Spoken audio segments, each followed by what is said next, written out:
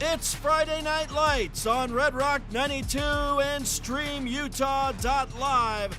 The San Juan Broncos broke into the win column for the first time this season with a dominant effort in Beaver last week. Tonight, they'll try to keep it rolling in a showdown between two of the top teams in their respective classifications. 1A defending state champion Kanab will try to dethrone five-time defending 2A champs San Juan. Live from Kanab High School, it's the Broncos versus the Cowboys. Welcome to Friday Night Lights on Red Rock 92 and StreamUtah.Live. Good evening, ladies and gentlemen, and indeed welcome live to Kanab High School. We've got the teams warming up, or at least one of the teams warming up out on the football field here tonight, and this should be the matchup of the week. A lot of people are billing it as that. Mr. Art Adair, it's Rhett Sifford welcoming you in alongside Art Adair. And Art, this is always a fun matchup between these two teams, and it just so happens both of them are defending state champions this season. San Juan, of course, 5 times so in a row, and Kanab, after a bunch of years, back in the state championship column with their team last season. They've obviously lost some people from that team last year, but this should be a fun one here tonight. Yeah, both teams with championship pedigree in their DNA, both sides of the field here. Longtime coach Bucky Orton's up here. Had a chance to talk to him, now back as the athletic director here at Kanab High School. So both these teams know how to win. They know how to handle big pressure moments. I have lost a couple of games myself on this field. Yes. And so it's lots of teams have. These are two teams that go get it. They're focused, they're driven, they're well coached, and I expect to see a shootout tonight. Yeah, it should be a fun one. Obviously, with Kanab, it's a little bit of a crapshoot. We don't know exactly what to expect from them. For San Juan, after the tough loss to Grantsville, they got it back in gear against Beaver last week, and they look to keep it rolling this week. Yeah, I think everybody loses kids, senior, graduation, and championship teams find a way to just reload those positions they lose. And we saw against Grantsville a team trying to find some identity. Against Beaver in that second, third, and fourth quarter, a team that really came out and tried to establish themselves for what they are, and we saw a lot of good things happen here. Kanab, 2-0. You could argue that maybe haven't played the toughest teams, but they have played some good teams in the 1A, and they are a quality program. And this is a team that, if they get going and they start moving the ball, kind of like Beaver last week, they are hard to contain and maintain because they just have so many different weapons. You're going to see a lot of guys touch the ball in this game for the Kanab Cowboys. And then defensively, traditionally, Kanab has always flown to the football. They are very good defensively. They're very sound. San Juan is going to have to play perfect football to come out here with a win tonight. And that's what they look to do. When you talk about Kanab, like you said, Art, 2-0 on the season. The wins over Emory, a couple blowout wins, really, against Emory. And Emory, a 2A team. And then North Sevier last week, 52-0, the blowout here on their home turf. And so this team looks to keep it rolling as well. And, again, just building that early season momentum. We look at this all-time matchup. It goes back to 1982 with San Juan leading 18-7. And we remember Kanab came into town, and they were one of the teams that came into Blanding last year and gave San Juan a hard time from the 1A ranks. And, of course, Beaver ended up beating them last year at home, and it was Kanab who got close. San Juan was able to hold on to win that game. Last year's hard-fought win was only the second meeting between these two teams since 2012. San Juan has won 9 in a row. But that's in jeopardy tonight when you come to these guys' home turf and you play a team like Kanab. You just never know. Like you said, they have to put together a good game tonight. Well, Rhett, I'll tell you, my philosophy is this. With the creation of 8-player football, it really kind of moves some teams into the 1A, 2A classifications that really could play in each or all together. And I think you look at a Beaver, you look at a Kanab, those are two teams that could play in the 2A and be successful.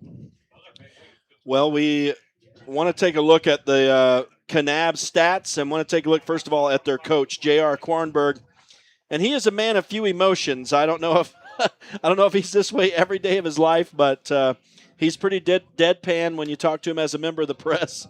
And we'll get to that in a minute. But he's in his 7th year and a lot of success here at the helm for Kanab. 56 wins and 19 losses. And we did, like I say, get a chance a minute ago to chat with him as his team gets set to host the San Juan Broncos here tonight. And here is what he had to say getting set to go. Coach, thanks for talking with us. I know this is a highly anticipated matchup here tonight between a couple of good teams. This should be a fun one.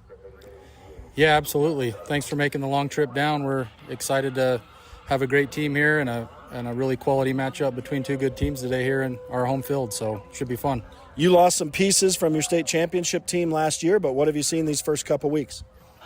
I think I've said it on this before, maybe not yours, but you don't pick up where you left off. You guys, the San Juan staff probably has already learned that lesson, but you have to start over, and so we're still figuring out who we are and where guys go and what's going to make us the best team, but we're making progress day by day, and I think that's what's important.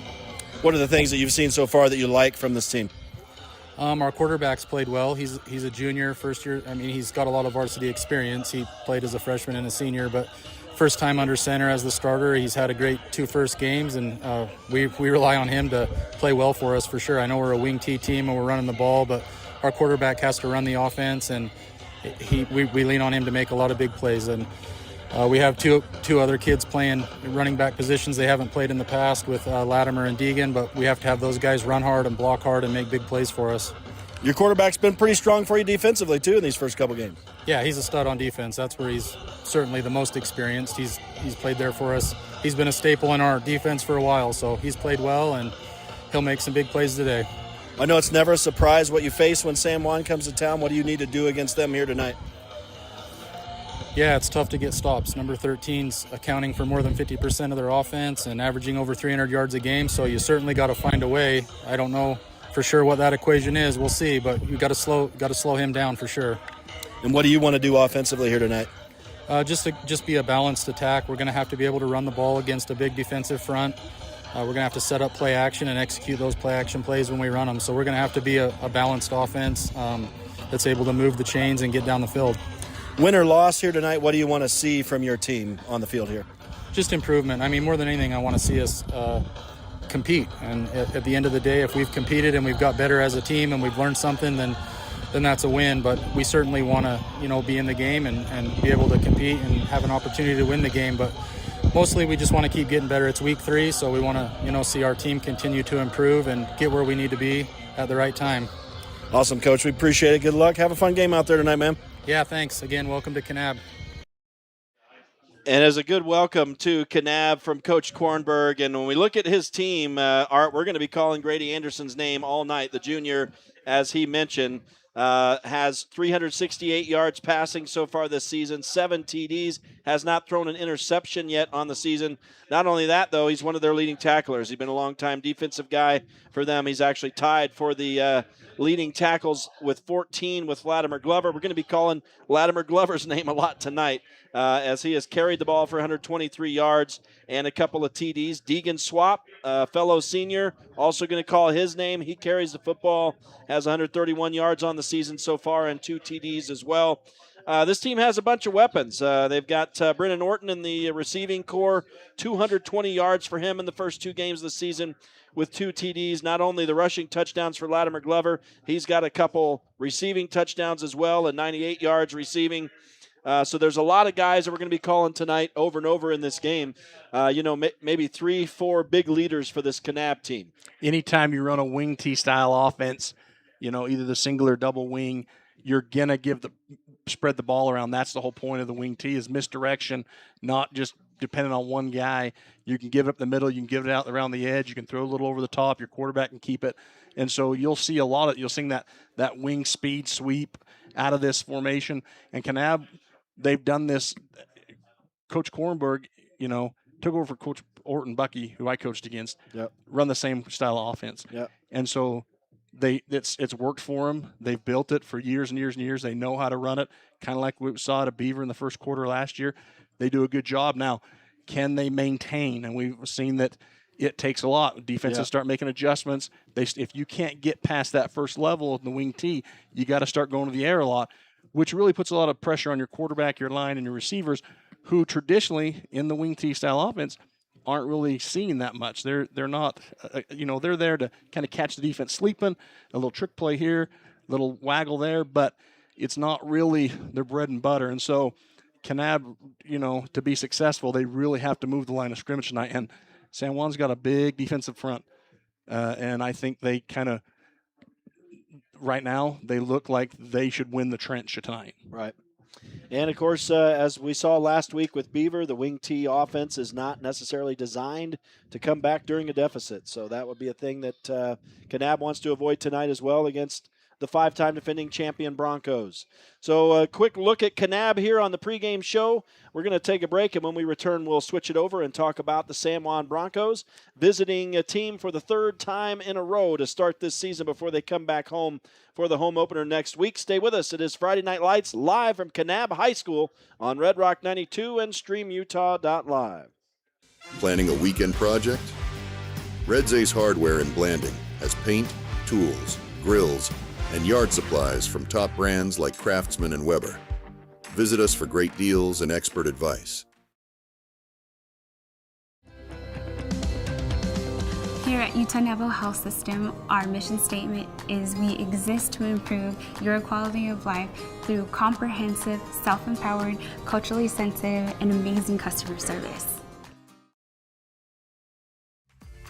With over half a century of combined experience, Countywide Realty has guided more deals than any other local team. From farms and ranches to homes and land, no one knows San Juan County like Countywide Realty. Buying, selling, or refinancing. Trust Anderson Oliver Title Insurance Agency, Southeastern Utah's only locally owned title company, serving San Juan and Grand counties for over 25 years. Visit us today.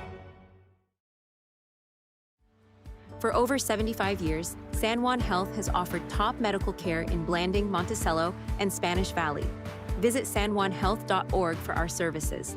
San Juan Health, chasing perfection since 1947. Welcome back live to Kanab High School, and it's Friday Night Lights on Red Rock 92 and StreamUtah.Live.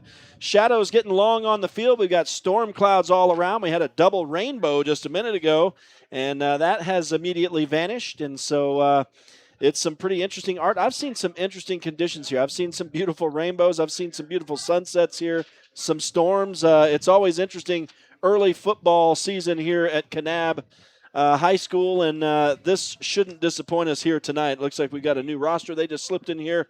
We're going to continue the pregame show here tonight on Friday Night Lights, and we do welcome you in. It's Rhett Sifford and Art Adair.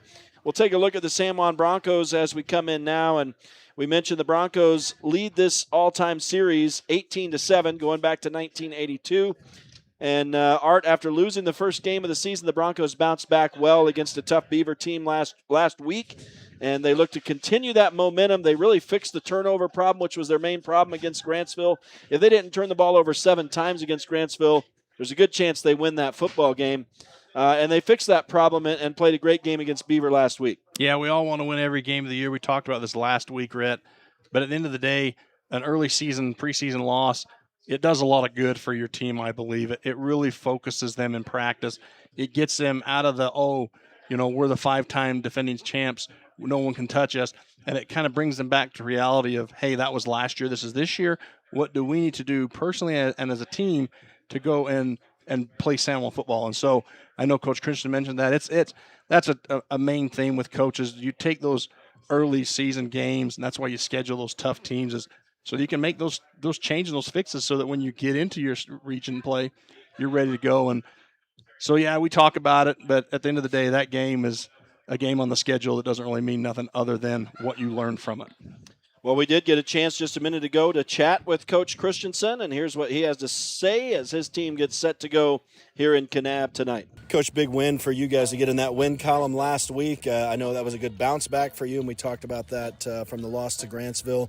You got to carry it into this week. You obviously have a really tough opponent here this week as well. Yeah. Yep, and that's what's fun, and we learned a lot from even the win last week. I mean, obviously, I think the kids and everybody applies a little bit more on a loss, but we tried to look at it just like we did after the Grantsville game. I mean, winning can mask a lot of things, but we tried to really nitpick and practice what we've got to get better at. And so hopefully, the goal is just to keep improving. Well, you did, obviously, with the turnovers especially, shut that down quite a bit. And penalties, I know you said you still want to work on.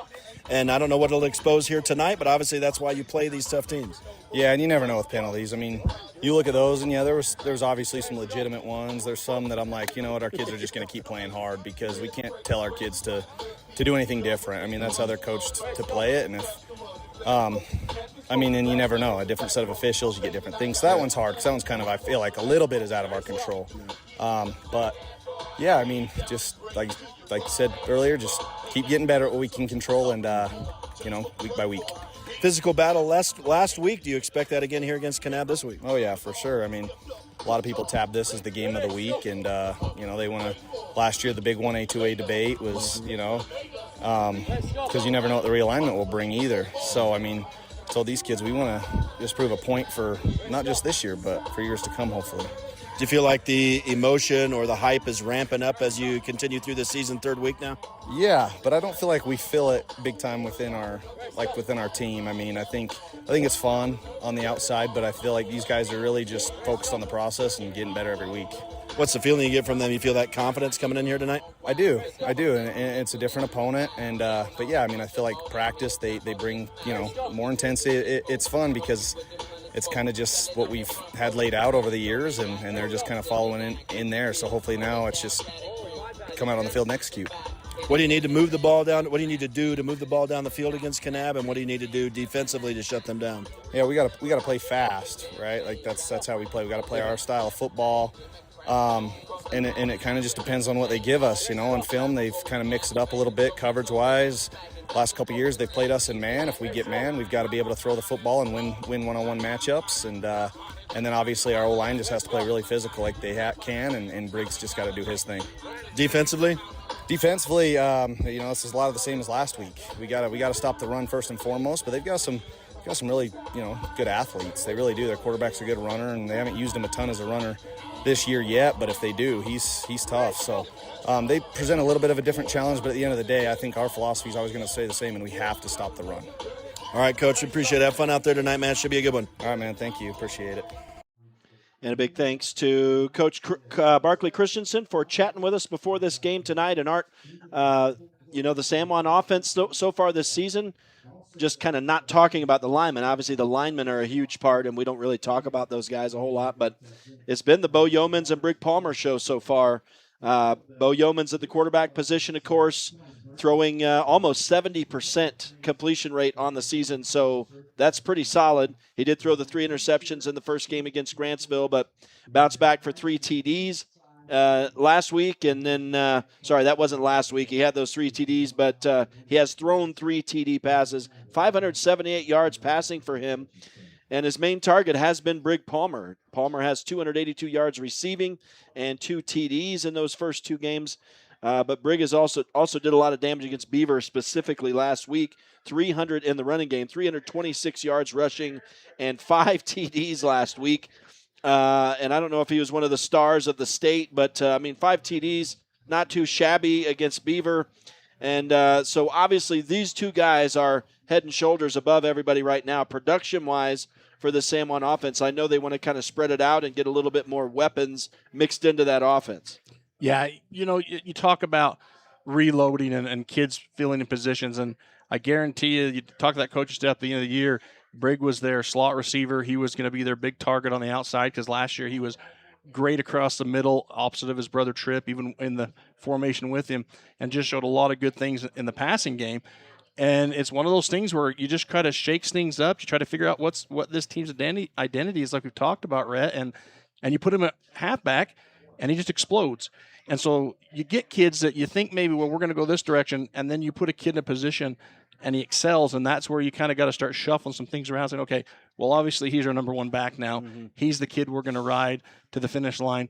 And it's just one of those things in football that some years you get a kid and he's really good at one position, and then you get to a whole different level with a kid and he just kind of adapts and changes. And so you got to be willing to change with that.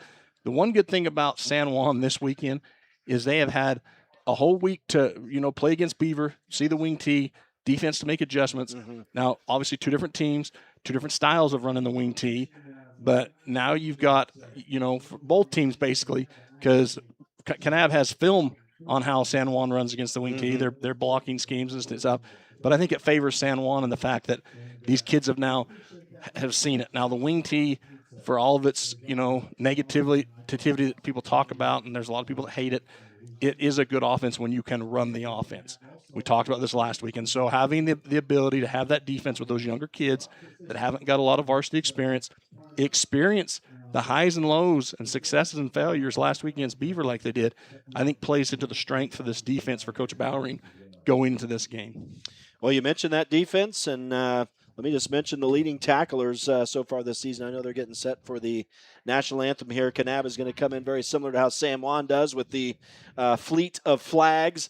But Thomas Harden, the leading tackler so far for the San Juan defense, the senior with 27 stops so far in the first two games. A guy by the name of Cam Adair, 20 tackles. He's the second leading tackler for this team. Brig Palmer, you mentioned the strength of him on offense. 17 tackles for him. Liam Lacey and Quincy Singer both have 14. And, of course, I'm not going to go all the way down the list, but you've got it spread out defensively for San Juan as far as the tackling goes. And you look for that. You like to see everybody helping out, stopping these ball carriers and stopping these offenses. And we got one sack so far this year. Trey Bass narrowly missed scoring a touchdown last week against Beaver as well, but he's got the lone sack. But the Broncos have hurried opposition quarterbacks in these first two games 16 times, and that's a good stat as well. That's not mentioned as much maybe as sacks, but that breaks up plays. That causes errant passes, incomplete passes, fumbles sometimes, that type of thing. So you like to see that too. I think the other positive thing is Jace Razor's back this week. Okay. You're going to see him offensively, defensively. Where they choose to put him and play him,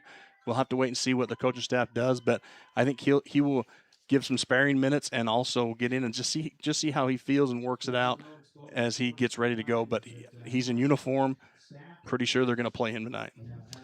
All right, well, they're going to get set for the national anthem here. We are going to step aside and thank a couple more sponsors. When we return, we will be set for the opening kick. Again, it's the San Juan Broncos visiting the Kanab Cowboys. Both teams defending state champions from last year. San Juan, of course, 5 times. We'll see you in a moment. It is Friday Night Lights on Red Rock 92 and StreamUtah.Live. Canyonlands Tire and Blanding offers top quality tires, auto repairs, and fast service. Stop by for all your tire needs. Your local tire experts at Canyonlands Tire. Blue Mountain Foods, Monticello's hometown grocer, offers fresh meat, deli, bakery, and curbside pickup. Check BlueMountainFoods.com for weekly specials. Open 7 a.m. to 9 p.m. at 64 West Center Street. Lee Collision Repair and Restoration in Blanding offers top-quality auto body and glass services.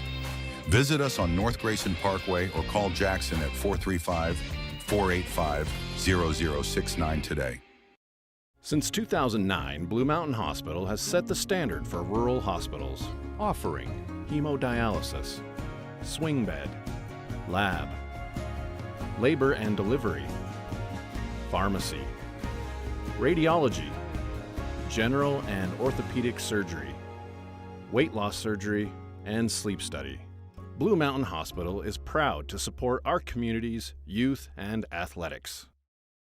For 60 years, San Juan Pharmacy has been your independent hometown pharmacy. We're celebrating this coming Friday, September 4th from 11 a.m. to 2 p.m. with a free slice of Smokehouse Pizza and Mexican Coke. Plus, all month long, yellow tag clearance, scratch-off discounts, and a drawing for great gifts with every purchase. Come help us celebrate 60 years of caring for our community. San Juan Pharmacy. We couldn't have done it without you. Need fast internet in San Juan County? Emory Telecom delivers blazing fast fiber with no contracts and free installation. Power your home with reliable connectivity. Visit EmoryTelecom.com for details today. At Energy Fuels, creating opportunities and participating in the local community is important to us. Thanks to our dedicated employees, we're safely producing critical materials that support cleaner energy sources and a better planet for future generations. Knowing that the youth of today will make great contributions tomorrow, Energy Fuels is a proud supporter of high school athletics within our communities.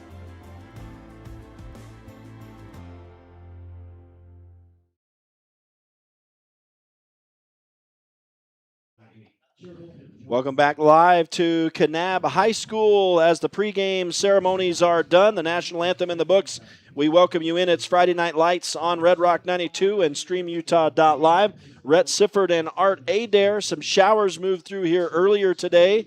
Some dark clouds are off to our southeast right now, and storms have kind of been swirling around the area. But as for immediately right now, and I look back to my west, and it looks like mostly clear skies, and we might see a beautiful sunset again here in Kanab as the teams meet each other at midfield now for the coin toss. This is going to be a fun one here tonight. The San Juan Broncos in Kanab to take on the defending 1A state champion Cowboys here tonight. The Broncos in some new white uniforms, new road uniforms here tonight. I mean, I don't remember. Did they wear these against Beaver? Yeah, they wear the tops before the bottoms. So that's what it is. The pants are striking to me. That's what's standing out to me is this the royal blue with the gold stripe down the side. So it's a little bit different than what we've been used to from these guys. And they do have a new blue top, but they haven't unveiled that yet. Okay, well, we'll see that obviously at home. Did we wear that at Snow? No, we were white and white. That's right. Okay, last 2 weeks. so yeah, I didn't remember. So that's the deal. I knew they looked different here tonight, but I couldn't figure it all out. I'd have to go back and watch all the archives on the Stream Utah side to know what I saw. But I knew there was something different tonight, so it's the new pants that they've unveiled here tonight, and obviously folks looking forward to them coming back into Blanding next week and for the home opener. And then, of course, they're going to have several games at home after this three-game road stand is done. And we'll see what they do with the coin toss right here. But while we've got a moment, Art, I'll have you watch the coin toss. But Friday Night Lights tonight here from Kanab is brought to you in part by Bradford Tire, specializing in fast service with fair prices and quality customer care. Also tonight, Creative Floors, taking care of the floor corners. Crowley Construction, dirt, roads, driveways, and more. They handle any job, big or small. Dependable Auto Repair. Count on their team of ASE certified technicians for all your auto service. And Diamond Designs, offering a wide variety of quality customized products. Big thanks to all the sponsors making these broadcasts possible. San Juan won the toss, and they're going to receive, Rhett. That is That's shock. a shocker, That's huh? a shock to me. I'm on the floor. Yep. I tell you, it's the Broncos like to get it started fast. You heard Coach Christensen say it. It's no shock. They don't surprise anybody. They don't throw any curveballs. They come right at you. They smash you in the mouth, and they challenge you to stop them. And we know they like to start fast. We know they like to start offensively and get on the board early. And in Grantsville, they were not able to pack touchdowns back-to-back and start stacking the score. But in Beaver, once they finally established that momentum after a little bit of a gut check late in the first half, they really started to establish that and continue that. So that's what they want to do right off the hop here this evening. It really is a coach's, the preference here. I mean, and San Juan, Coach Christian, he wants the ball first. He wants to go score first. He wants to be up on the scoreboard the whole game. Now, there are coaches who, and we've seen it throughout the years we've done this, that they want the option in the second half so they can come out and maybe get something going in the second half against this team. Right. But typically they've been down big by that time. Well, we're set to go. 12 minutes on the clock, and the kickoff is going to bounce on a short kick, and it's going to give Mike and Keith some trouble. He finally scoops it up off the goal line, and the Broncos are going to be pinned inside their own 3-yard line to start. So not exactly the way the kick return team wanted to get it done. Mike and Keith a little trouble scooping that off the grass. And so the Broncos will have a lot of yardage to work with offensively on this first series. I'm sure when they watch film, they'll say, hey, you're so close to the goal line there. Let that thing roll half a roll more, touch the white paint, and let's start at the 20. But anyways, here they go. San Juan's first drive here. But, yeah, Kanab, you can tell just on the kickoff team, fired up for this game. They got a good home crowd here. The Broncos have never been stressed out, starting even at their own 1 or 6-inch line. And Yeomans will throw to the flat to Mike and Keith. He's going to be hit, but he will get out across the 10 for a pickup of 8 yards on first down. Yeah, good little pickup there. You give the ball to Mike and let him go to work. Say, hey, get us off the goal line. Good little block there by Cooper. Wait, let's get his hands extended and get a call there. And so the Broncos will go hurry up. This time Yeomans will hand off, and Brig Palmer gets his first touch of the game, and he'll get about 5 and a first down for San Juan out near across the 15. Yeah, good little run there behind Easton Knight, Pierce Holiday, Keelan Hutchins, Gage Palmer, Trey Bradford, and tight end Cameron Adair. So the Broncos in business to start. They're going to play action in the backfield. Brig Palmer will take another handoff. He'll get to the sideline, and he's knocked out of bounds just shy of the 30. And that will be a first down. That's a pickup of 11. So back-to-back first down runs for Brig Palmer, a 5-yarder and now an 11-yarder. And San Juan has moved the chains twice, and now it didn't matter that they started at their own 3. And here's Yeomans handing off on first down. Palmer is hit in the backfield this time, and he'll be dropped for a loss of 4. And the Broncos will face a second down and long inside their own 25. Yeah, and Kanab just dialed up a blitz there on that one. They're tired of seeing San Juan run all over him, so they dial up a blitz up the middle and pick him up. Looks like they gave him forward progress for a loss of just 1. Yeomans will go to the air, and he connects with number 21, Randall Black, and Black is going to break free, and he's going to go all the way down the field for a San Juan touchdown, and it originated from the 27-yard line, so that is a 63-yard touchdown run. And what a frozen rope pass by Bo Yeomans. Look at that, right to the backside shoulder, where only his guy had a chance to go get it, and then Randall does the rest. Good job down the field by Andrew Nelson for not getting in the way there and getting a block and just putting his hands up and letting him run by. And I apologize. That's a 72-yard touchdown pass. My apologies on that. And the Broncos on the board to start 6-0. Very early in the stages here, just a minute and 19 seconds into this thing. And we'll see the PAT from Luke Jeppesen as how about this? The Broncos don't even go for 2, which has been their bread and butter in years past. They got a guy they like for PATs this year, and he is true as he bangs that one right through. And how about this for a football score? It's 7-0 with 10:41 to go in the opening quarter. Yeah, how long has it been since San Juan went for it? Like you said, a PAT kick on the first try. Yeah. That's automatic. If you were betting on that in Vegas, you'd have put money down that they're going for 2 on the first touchdown. Absolutely. And you'd have lost money. So San Juan opens the scoring here early. We'll step aside real quick and take a break, and we'll return for Kanab to receive the kickoff. It's Friday Night Lights on Red Rock 92 and StreamUtah.Live. Red Mechanical, proudly serving our communities across San Juan and now Grand County with our new office in Moab. We're excited to announce that we have new financing options available to make comfort easier. Red Mechanical, proud sponsors of high school athletics and our youth. Friday Night Lights on Red Rock 92 and StreamUtah.Live. Welcome back to Kanab High School. Rhett Sifford and Art Adair with you. I want to say hi to my family. Just down the road, they actually came with me to Kanab. They're in the Comfort Inn and Suites. They might even be still in the pool watching this game right now. I know that's the boys' bread and butter. My boys, Alan and James, and my wife, Abby, say hi to you guys tonight. A good start for the San Juan Broncos as they get underway with a 7-0 lead. Here comes the kick, and this is a sky high. This is going to be, if it's not fielded cleanly, I was going to say that could be an onside kick.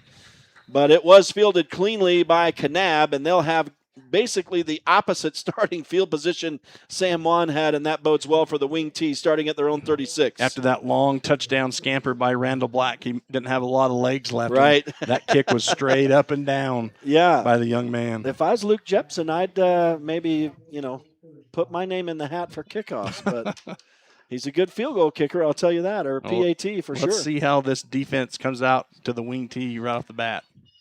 And it's Grady Anderson, the quarterback, rolling right. The ball, I think, was deflected and now fumbled, and San Juan is going to recover it. It was a catch. It was a 15-yard or 14-yard catch, and then a fumble, and the Broncos forced the first turnover of the game.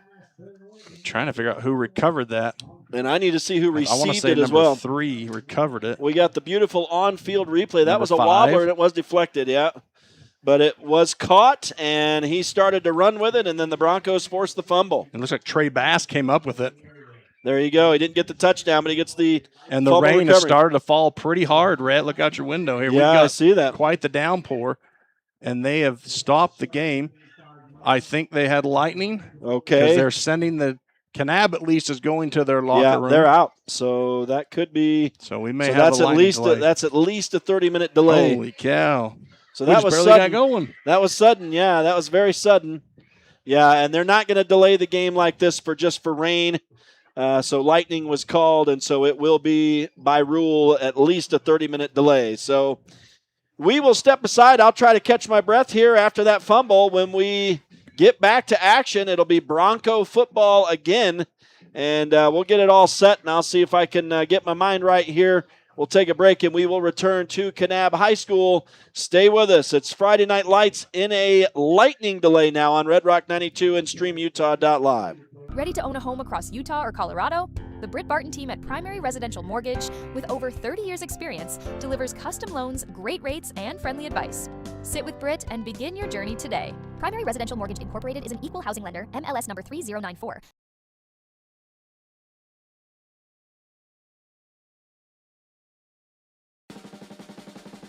Holiday Construction is your one-stop source for gravel, concrete, excavation services, and custom hauling. We've proudly served San Juan County with quality and dedication for over 40 years. Call Holiday Construction today at 435-678-2028. We're proud supporters of high school sports and our community.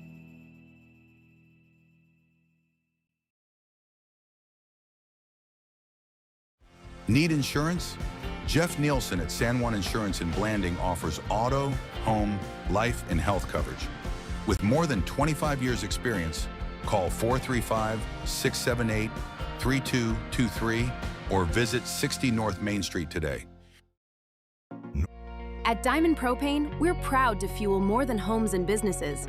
We're proud to support our local high school athletes and the community we all call home. For dependable service and all your propane needs, choose a local company that puts its neighbors first. Call Diamond Propane today and make the switch. San Juan Building Supply in Blanding has lumber, tools, and building materials for any project. Enjoy quality products and expert advice. Call 435-678-2000 or come in and see us at 1050 South Main Street. When you or your loved ones need care at home, trust Rocky Mountain Home Care. Our experienced team provides skilled nursing, physical therapy, personal care services, and compassionate hospice care. Our mission is simple. We are dedicated to helping patients stay safe, comfortable, and independent in the place they call home. Rocky Mountain Home Care, caring for your family like our own. Monson's Quality Meat Processing in Blanding provides processing for both wild and domestic animals. They also carry USDA choice steaks, ground beef, and 14 unique flavors of handmade bratwurst. Monson specializes in friendly service, the highest quality products, and flexible timing, all at a competitive price. That's Monson's Quality Meat Processing at 885 East Pinion Ridge Road in Blanding. Call 435-459-1401 or find them on Facebook. Welcome back to Live to Kanab High School. It's Friday Night Lights on Red Rock 92 and StreamUtah.Live. Rhett Sifford and Art Adair here with you. And we are in a lightning delay right now. I think we're in the first 5 minutes of it or so, maybe a little bit longer at this point, but it's going to be at least 30 minutes by rule, and I'm guessing this will be a quick-moving storm that's has already kind of headed that way. But, boy, the crowd and the teams were sent packing right there. Everybody's out of the stands now, and suddenly you have a bunch of kids out on the field doing belly slides out here. I think they've been booted off the field now. So that's what it's kind of like when you go to the Indy 500 and it's a rain delay and all you see is drying trucks driving around the track at 70 miles an hour or whatever. That's exactly what just happened here at Kanab High School.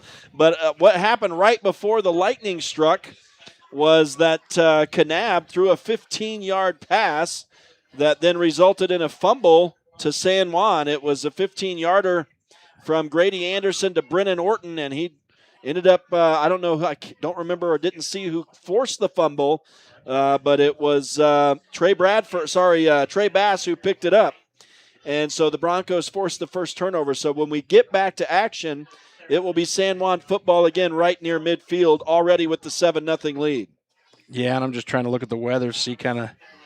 I know earlier it's sunny. That's what sunny I see now, but see what the radar shows because we're right on the edge of a big I mean, look at that massive storm right there. I see that. And I'm hoping it stays. And, yeah, it looks like it's going to flow out. We're going to hit some little tiny ones. Right. I don't think we're out of the last, but I think. Well, that was sudden, and all it would have taken was for someone not to see that one little strike of lightning, and we'd still be playing because, I mean, the field got washed, and the grass is going to be greener for the remainder of the game. We have some beautiful rainbow action to our east.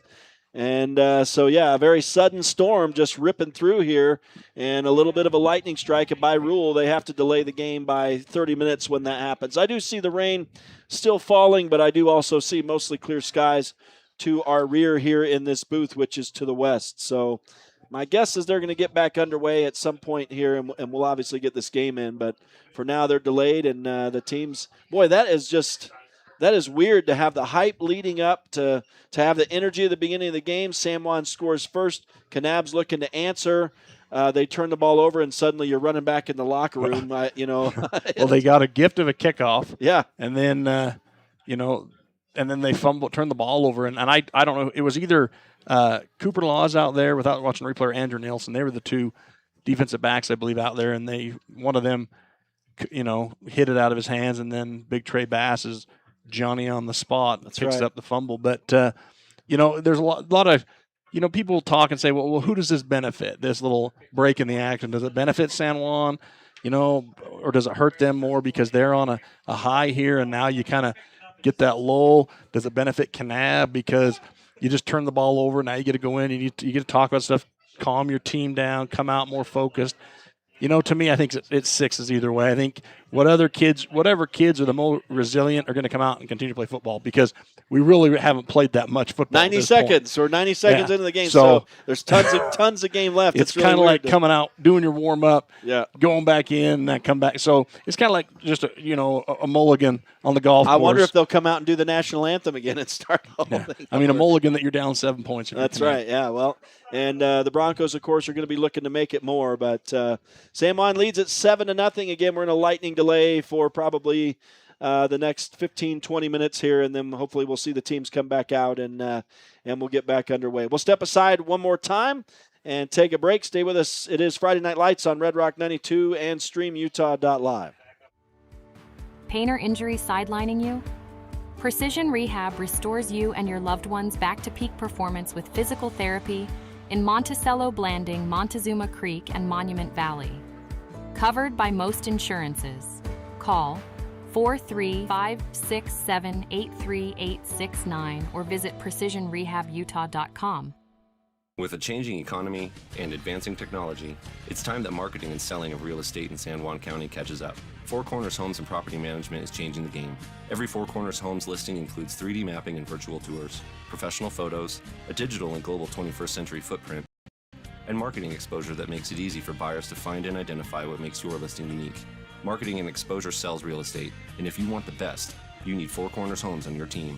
Find us at fourcornershomes.net or call 801-404-0058. San Juan Credit Union. Your money, your future, your credit union. We have branches available in Blanding, Monticello, and Bluff. Come on down and see us. Get the resources and quality of a big school education and the support of a smaller school at Utah State Blanding. Explore over 70 degree and certificate programs to find your perfect fit and experience personalized learning with small class sizes and dedicated faculty while getting the classic college experience. A Utah State education is affordable too, thanks to competitive tuition and tons of scholarship opportunities. Visit blanding.usu.edu to learn more about becoming an Aggie in Blanding. San Juan Public Health in Blanding offers vital records, immunizations, WIC, and health education. Protect your family's health with our services. Visit 735 South 200 West or call 43558733838. Creative Floors and Blanding, taking care of the floor corners. Give us a call at 435-678-2824. With a changing economy and advancing technology, it's time that marketing and selling of real estate in San Juan County catches up. Four Corners Homes and Property Management is changing the game. Every Four Corners Homes listing includes 3D mapping and virtual tours, professional photos, a digital and global 21st century footprint, and marketing exposure that makes it easy for buyers to find and identify what makes your listing unique. Marketing and exposure sells real estate, and if you want the best, you need Four Corners Homes on your team. Find us at fourcornershomes.net or call 801-404-0058. San Juan Building Supply in Blanding has lumber, tools, and building materials for any project. Enjoy quality products and expert advice. Call 435-678-2000 or come in and see us at 1050 South Main Street. Red Mechanical is proud to serve our communities across San Juan and now Grand counties with our new office right in Moab. We're excited to announce new financing options that make reliable comfort more accessible than ever. Red Mechanical, proud sponsors of high school athletics and the youth that are the future of our communities.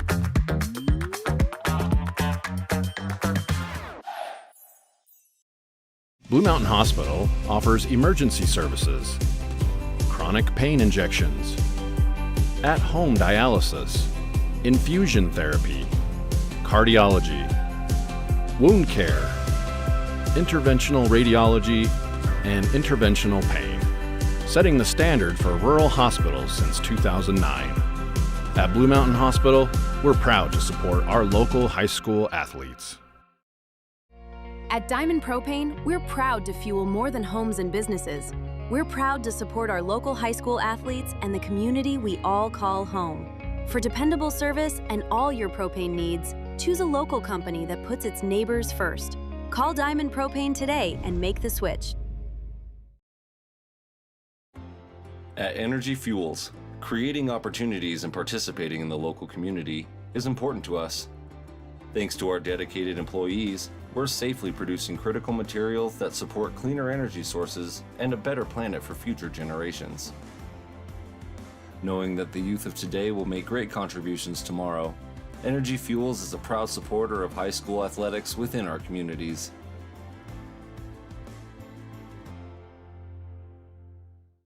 Northern Electric has been a steady part of our communities since 1957, providing trusted electrical installation and service you can count on. Northern Electric is proud to stand behind high school athletics and the bright young people who represent our future. Here at Utah Navajo Health System, our mission statement is we exist to improve your quality of life through comprehensive, self-empowered, culturally sensitive, and amazing customer service. Ready to own a home in Utah or Colorado? The Britt Barton team at Primary Residential Mortgage, with over 30 years experience, crafts personalized loans with top rates and expert support. Buying, refinancing, or building your dream home? We've got you covered. Sit with Britt and begin your home ownership adventure. Visit our local pros for all your mortgage lending needs. Primary Residential Mortgage Incorporated is an equal housing lender, MLS number 3094. San Juan Credit Union. Your money, your future, your credit union. We have branches available in Blanding, Monticello, and Bluff. Come on down and see us. Holiday Construction is your one-stop source for gravel, concrete, excavation services, and custom hauling. We've proudly served San Juan County with quality and dedication for over 40 years. Call Holiday Construction today at 435-678-2028. We're proud supporters of high school sports and our community. Planning a weekend project? Red's Ace Hardware in Blanding has paint, tools, grills, and yard supplies from top brands like Craftsman and Weber. Visit us for great deals and expert advice. Buying, selling, or refinancing. Trust Anderson Oliver Title Insurance Agency, Southeastern Utah's only locally owned title company, serving San Juan and Grand counties for over 25 years. Visit us today. Canyonlands Tire and Blanding offers top quality tires, auto repairs, and fast service. Stop by for all your tire needs. Your local tire experts at Canyonlands Tire. Need fast internet in San Juan County? Emory Telecom delivers blazing fast fiber with no contracts and free installation. Power your home with reliable connectivity. Visit EmoryTelecom.com for details today. For 60 years, San Juan Pharmacy has been your independent hometown pharmacy. We're celebrating this coming Friday, September 4th from 11 a.m. to 2 p.m. with a free slice of Smokehouse Pizza and Mexican Coke. Plus, all month long, yellow tag clearance, scratch-off discounts, and a drawing for great gifts with every purchase. Come help us celebrate 60 years of caring for our community. San Juan Pharmacy. We couldn't have done it without you. Need insurance? Jeff Nielsen at San Juan Insurance in Blanding offers auto, home, life, and health coverage.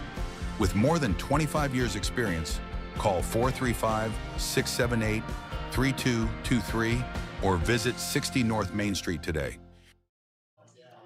Welcome back live to Kanab High School. It is Friday Night Lights on Red Rock 92 and StreamUtah.Live. We're getting a lot of sponsors in right now. We are in a lightning delay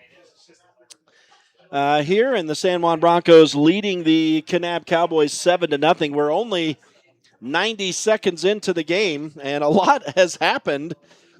The San Juan Broncos opening the scoring with a 72-yard touchdown pass from Bo Yeomans to Randall Black. And then the PAT from Luke Jepson, and then on the ensuing kickoff, Kanab with good starting field position and a 15-yard pass. But the Broncos forced a fumble after the catch, and Trey Bass fell on it on the turf, and then lightning struck, and the teams ran into the locker room. So it was bang, bang, and suddenly nobody's on the field, and we've got ourselves a little bit of a delay. And I'm guessing, just based on what I see out the window here, that we'll be back underway here very shortly. But as for right now, the team's not showing any signs that they're coming out of the locker room yet. And Art, I'm assuming that there's going to be a little bit of a warm-up or a stretching period when they come back out. So got the official word, 15 minutes. Okay. There's no more strikes. We got 15 minutes, and then, they'll allow a 3-minute, just like they do after halftime, warm-up period. So we are still under, I'm guessing it's probably before we actually get back to some play-by-play here, going to be somewhere in the vicinity of maybe 20, maybe more than 20 minutes, nearing 30 minutes before we're actually back underway. So this is going to turn out to be a little bit like game one of the season, Art, where we started at 8 p.m. and got done sometime around 11. So it's a good thing. It's very nice. I tell you, they accommodate you here in Kanab. They loaded us up in here with pizza and wings and sodas, and so we're hooked up here. If we got to spend the night up here, so be it. We can all hang out and have a slumber party up here and watch some football and eat and drink. So. I call Caleb to cuddle with. You get lame. That's right. The other thing here is, if we get back out here and get going, the field's wet. It's grass. Yes. It's going to be a little wet, maybe a little slippery. And then the footballs, obviously, they're going to be kept dry. But once you start putting those on the grass, they're going to collect the dew and the water. And so you're going to have to really hold on to those footballs. That's going to be that could be a potential issue.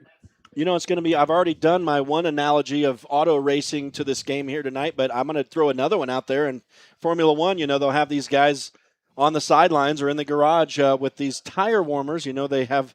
It's like a wrap that goes around the tire, and there's someone keeping those tires warm up to racing temperature. Do you have someone on the sidelines going to keep these footballs at playing temperature and dry, hand those to those quarterbacks? So, typically you have – so when I was coaching, we had a football bag that you could put those hand warmer heaters in, and you could actually keep the ball warm in the winter. Man, I'm joking, but you're not joking. No, this I'm is not a joking. legit deal. You could have 2 balls in this, Okay. and they were in there with those little hand warmer heaters. You put 6 or 7 in there, okay, and then they would keep warm, and then obviously they're going to have someone over with a towel over it, and every time they cycle in the ball, they're going to dry it off. This is the cutting edge of high school football. They do. You do have that stuff, Red. That's outstanding. You have the ball warmers, and you want to keep those things nice, and so your quarterback, he gets after it. But the other thing is, man, I tell you, if this does drag on here, those of us that have motel rooms for the night. We look a lot smarter now. That's right.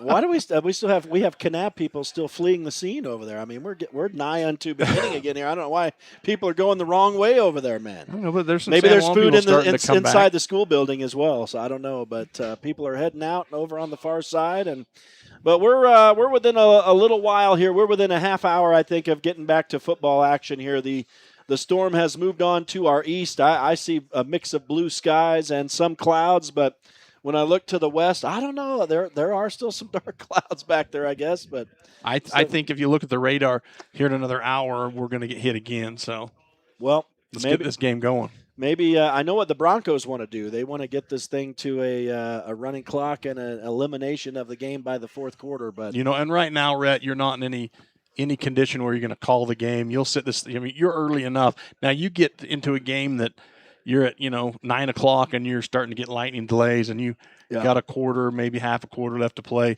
Even halftime. I was in a game at North Sevier one year, and we went in for halftime, and lightning started, and it didn't quit for about an hour, and it pushed us into 9:30, and we still hadn't even played third and fourth quarter, and we were still getting lightning strikes. And there comes a point where, as a coach, you just have to make the decision, hey, we don't want to be playing this thing at midnight, and there's no, sign. Then the circumstances were a lot different. That storm was just pounding North Sevier, but we ended up, calling that game at halftime and getting home about the normal time for San Juan County schools, 4 or 5 in the morning. That's right. We're used to that. So that's the other thing is the San Juan team has to drive back home tonight. So and just to our south as well, Monticello is here, kind of looked in on their game a little bit. That's the other game on StreamUtah.Live tonight, and they had sunny skies down there, it looked like. So up 15-0 right now. There you go. So we get an update from Monticello, and they're going to be driving back through here to get back home tonight as well. And not putting the cart before the horse here, but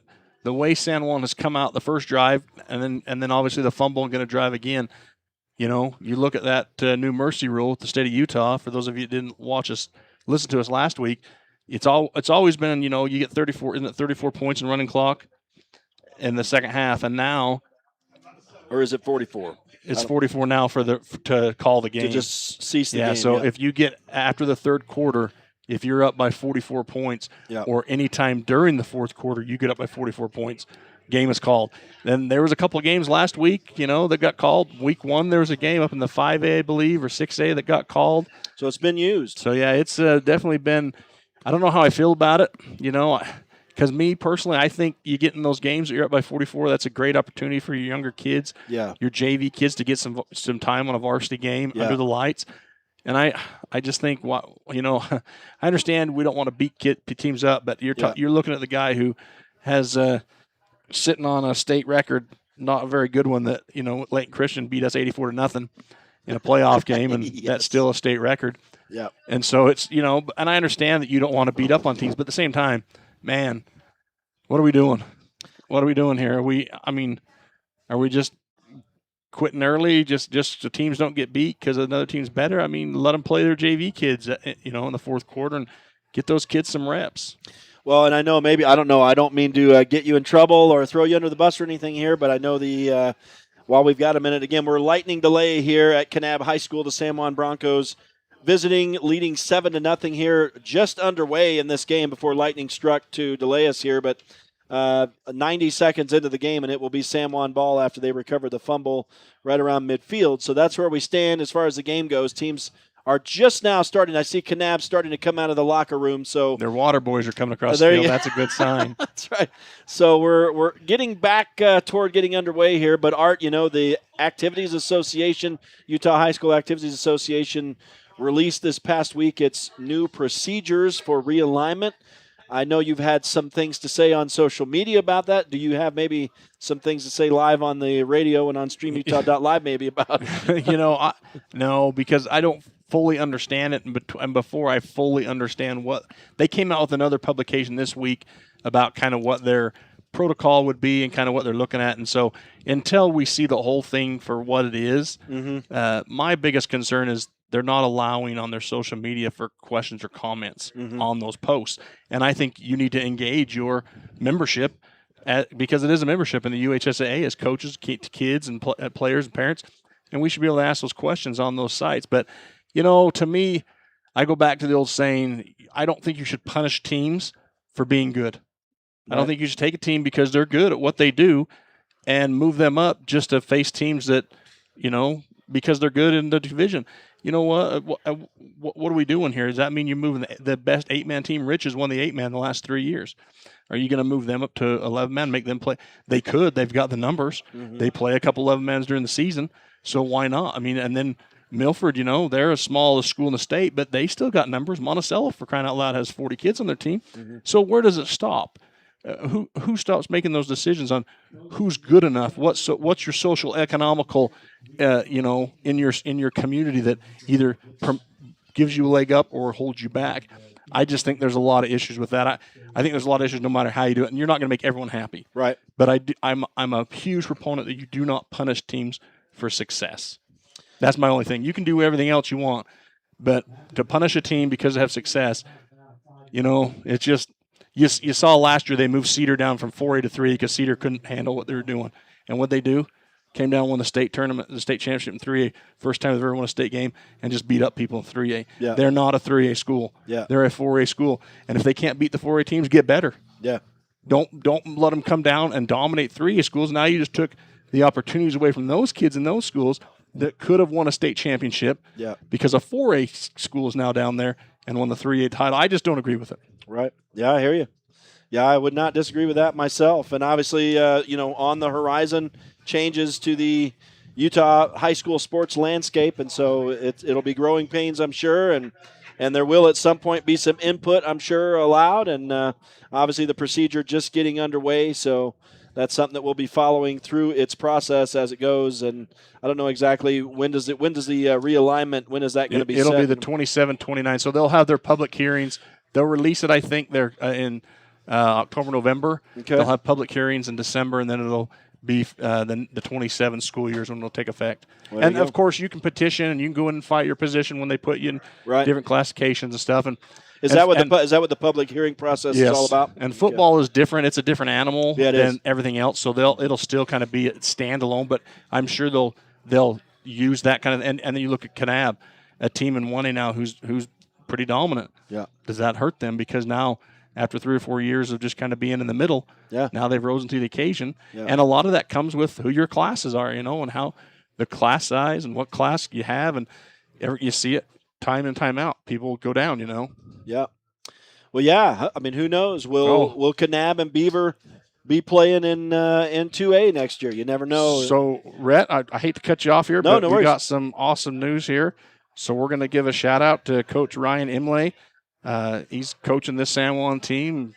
San Juan boy. He is at home with his newborn. Wow. They had a baby girl last night, Virginia Jean. So congratulations, Coach Imlay and his wife. And, now he's got 18 years of money and money to spend and, and dreams to break.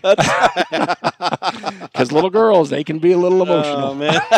What do you mean? What do you mean? I got 2 myself. So Hey, and congratulations, they're probably listening Coach. too. So Congratulations, Coach. And, we'll have other and better things to say in the future, maybe.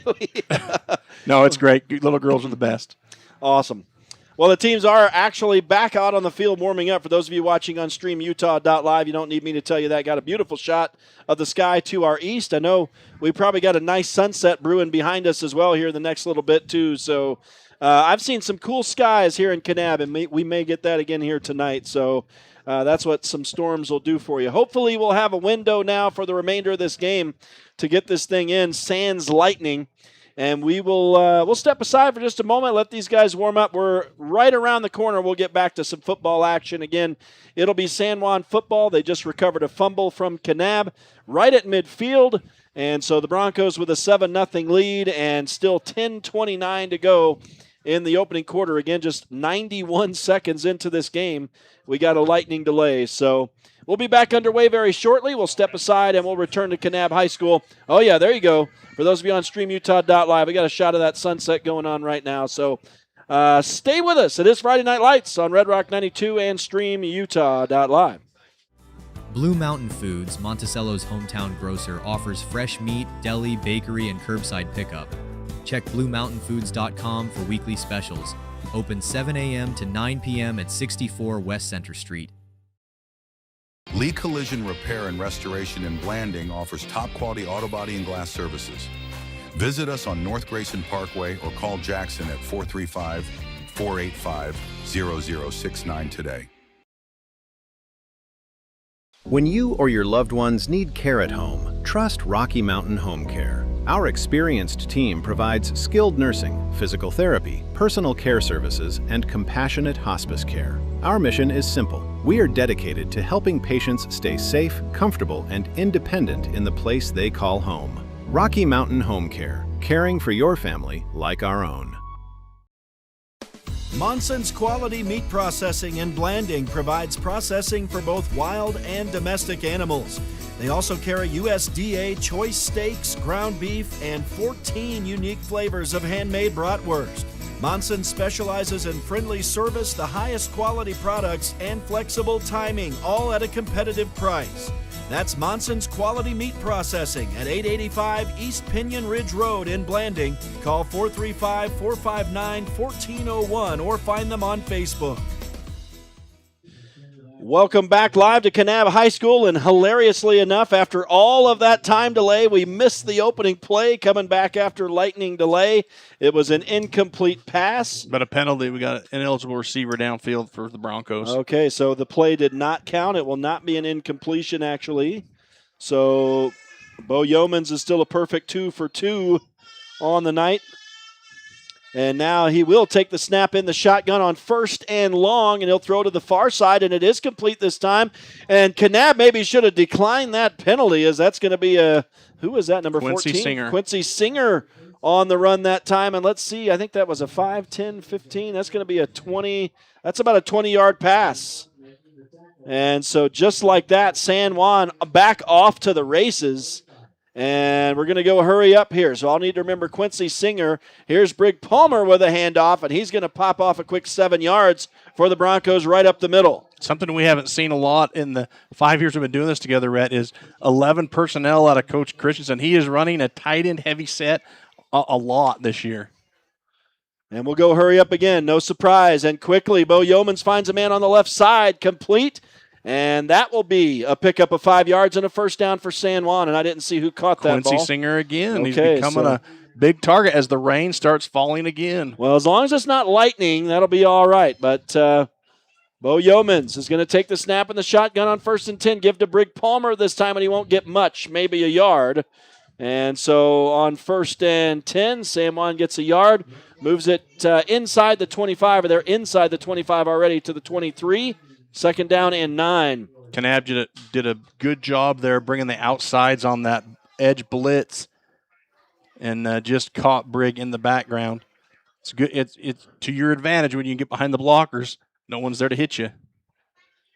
So here we go, 2nd down and 9, and again to the ground, and it's Brig Palmer again, and he busts to the outside this time if he breaks a tackle, and there's that wet field coming into play. Palmer can't cut it upfield. He gets a couple yards, but mostly running to the sideline that time, and it'll be 3rd down and 7. Yeah, and I think Coach wanted him to cut inside of that, but he gets outside the block, tries to beat it to the corner, and they come out now with their traditional set here.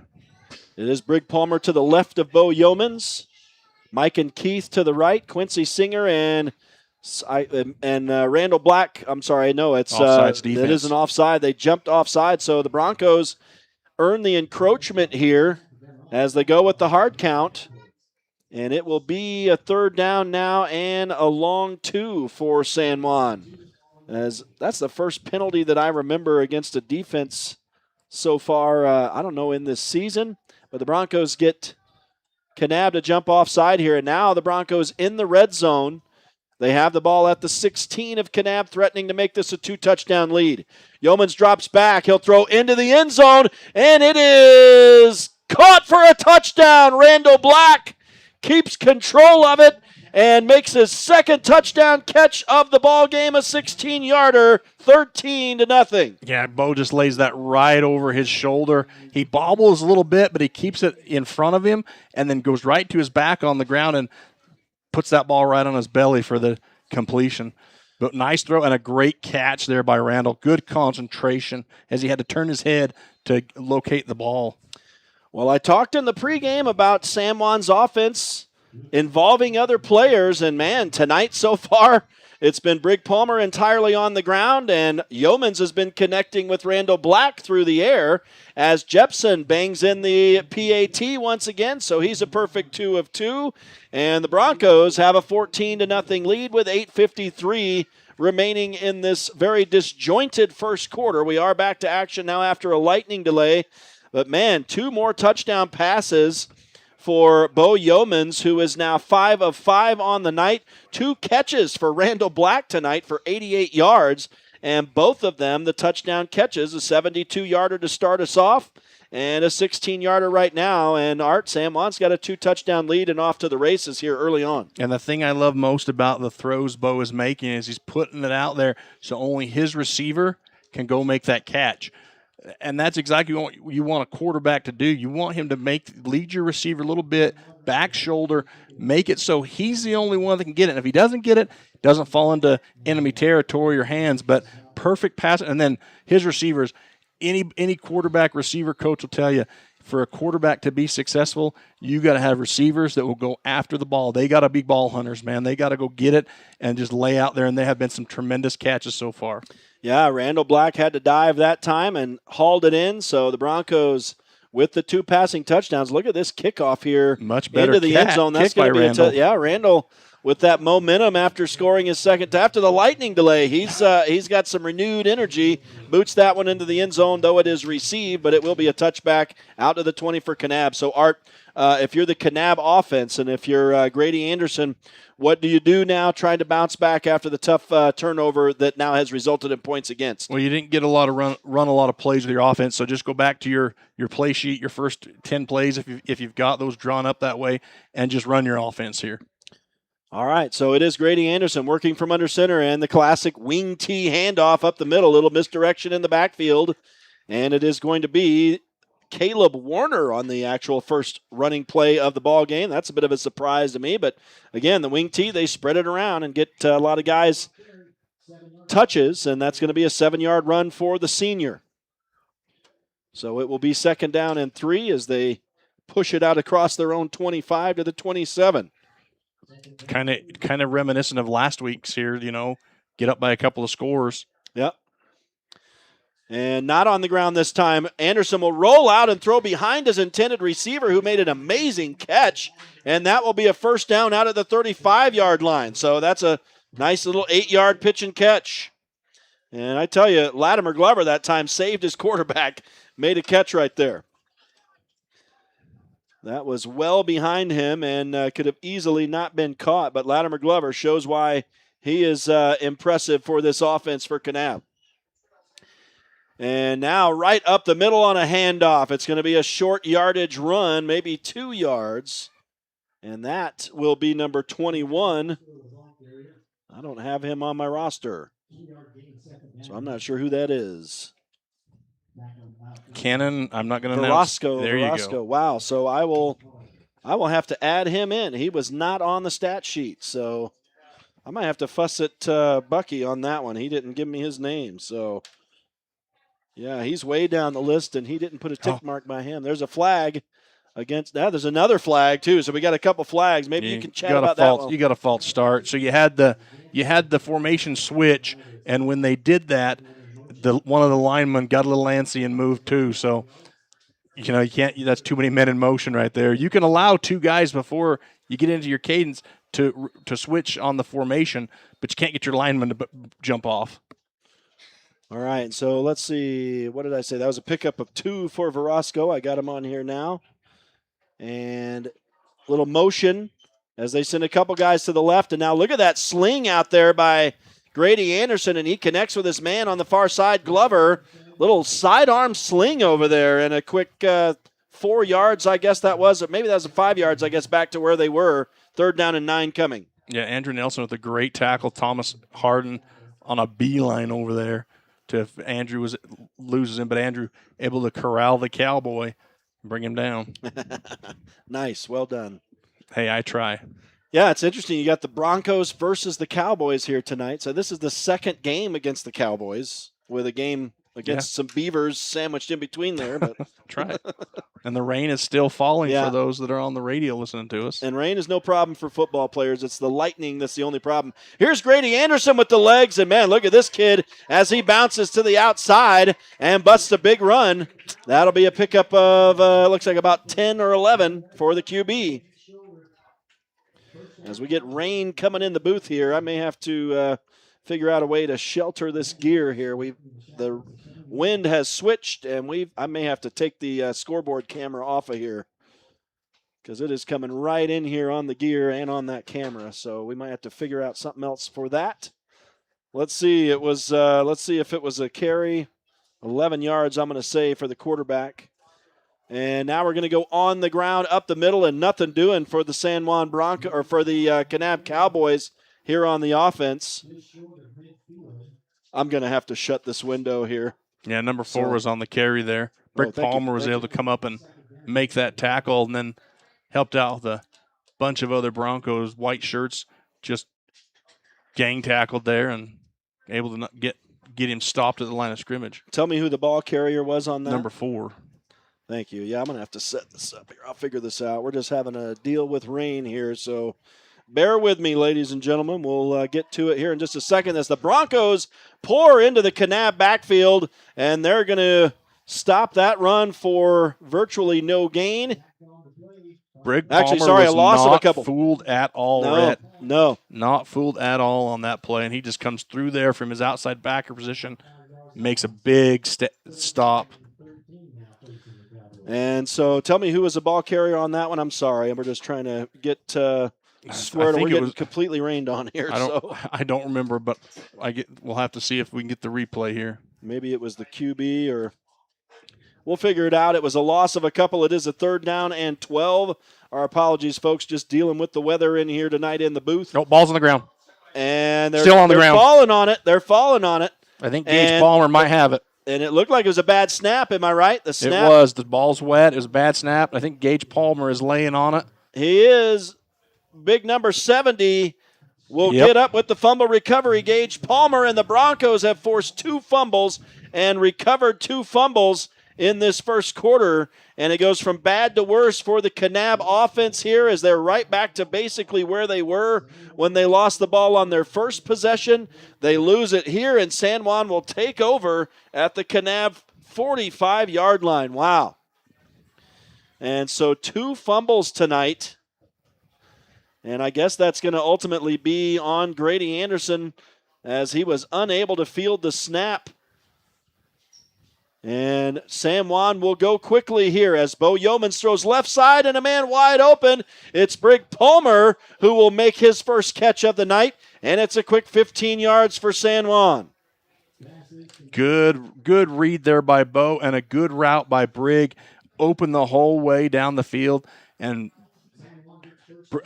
Bo just putting it in there.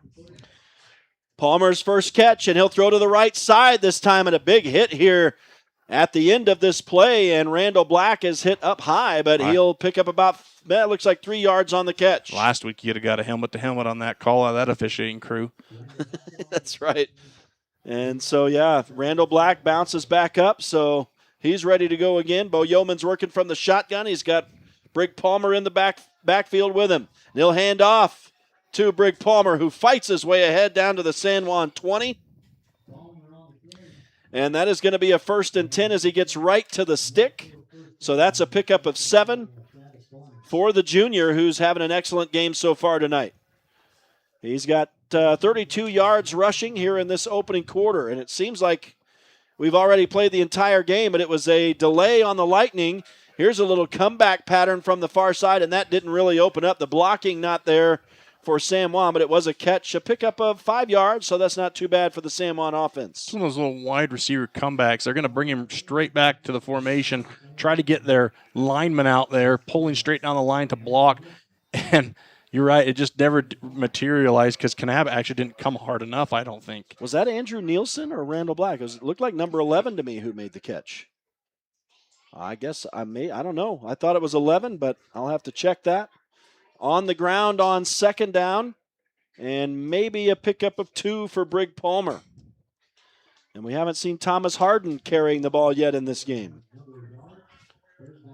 San Juan goes empty set, trips right, doubles left. They're going to try to get Kanab to jump here, rep the hard count. Bo checks the coaches, gives his lineman the new call. Now he'll step into the shotgun. We've got 3 wide to the right, 2 to the left, and they tried to open it up for Bo Yeomans, and he tried to carry it right up the middle. He'll get maybe a yard shy of the first down around the 13-yard line, so it will be a 4th down and short. First carry of the night for Bo Yeomans, gets maybe a couple there. So, yeah, they tried to spread the offense that time and open up the middle of the field for Bo to just run it right up the middle. I'm sure that was designed to score a touchdown. Now you see 11 personnel by Coach Christensen in here. And Yeomans will keep it himself again, follows some blockers this time. He'll get enough for the first down. He's going to pick up 4 as he kind of falls forward with that tall body. And so back-to-back carries for the junior quarterback. And it is a 1st and goal as the Broncos now move inside the Kanab 10-yard line. And so at the 8, Yeomans is going to roll to the left on the option. Pitches late. Brig Palmer slips a tackle, and he's going to fight his way down to the 2-yard line. So that will be a pickup of 6. It's going to be 2nd down and goal. Nice hard run that time for the junior. Yeah, Brig is becoming very quick on his feet and elusive on the first tackler. We've seen that last week as well, and just coming into his own as a running back. Yeomans working from the shotgun, and they'll look left and come back right with the play. Brig Palmer with the handoff goes in off right guard for the 3-yard touchdown run. And the Broncos have opened up a 3 TD lead here in the first quarter. 1:08 remaining, and San Juan up by 3 scores. I'll tell you that big line that he's got in there with the tight end. You got Easton, Pierce, Keelan, Trey, Gage, Cameron. They just blew it up with his 5-down lineman, his tight end, and they just opened a hole and in the end zone. It's easy work when you're the running back and you got 6 guys up there clearing the path.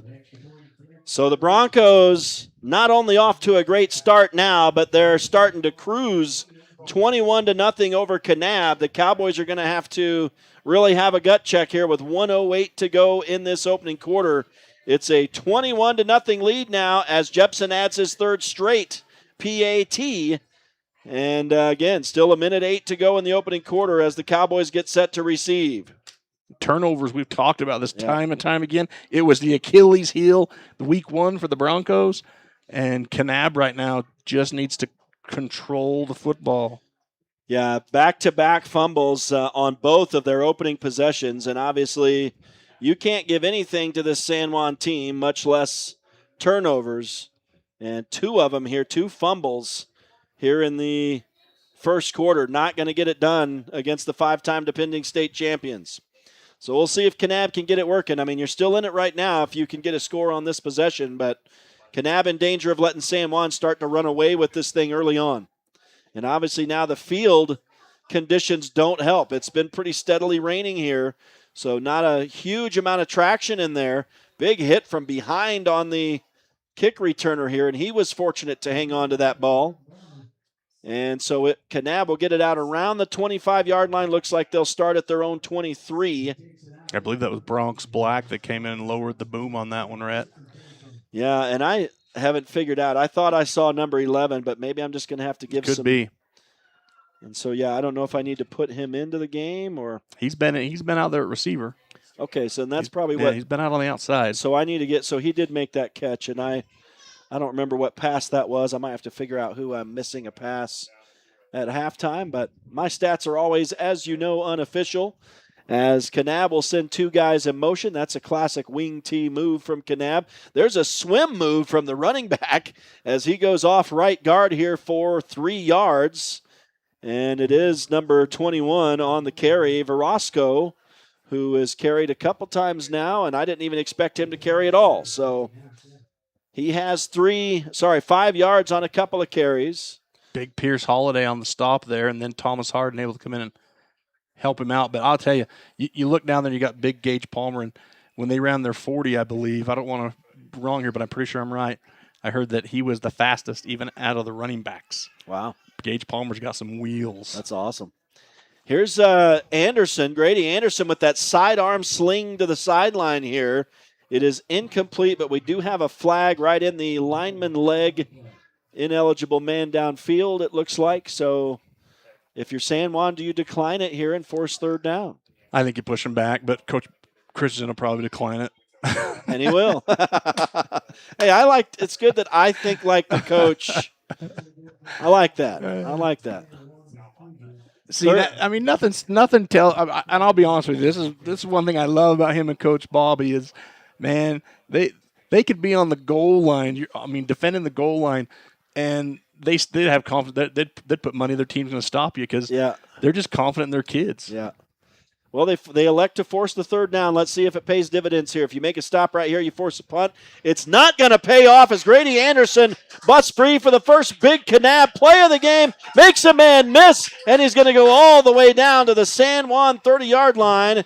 It's a 5, 10, 15, 20, 25, 30, 35, 40-yard run. Sorry, 45-yard run. We're going to say 43-yard run for the quarterback in their first good play of the game. And who runs him down? The big lineman, Trey Bass. Amazing. Who's due for a touchdown, I'm going to say. Give that kid the ball. We saw his speed inside the 5 last week. Nice cutback as we go into the quarter. Nice cutback there. Well, Grady Anderson injects a little life into this Kanab offense. They needed that, down by 3 scores. The first quarter is finally in the books after about a 40-minute lightning delay here at Kanab High School. We'll step aside and return for the second. Kanab on the move now after the big run from the QB.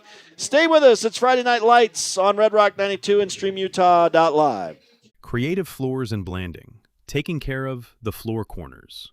Give us a call at 435-678-2824.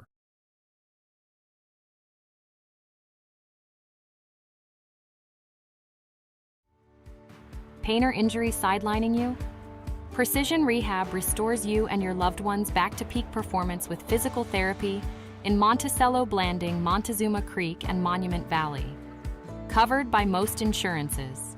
Call 435-678-3869 or visit precisionrehabutah.com.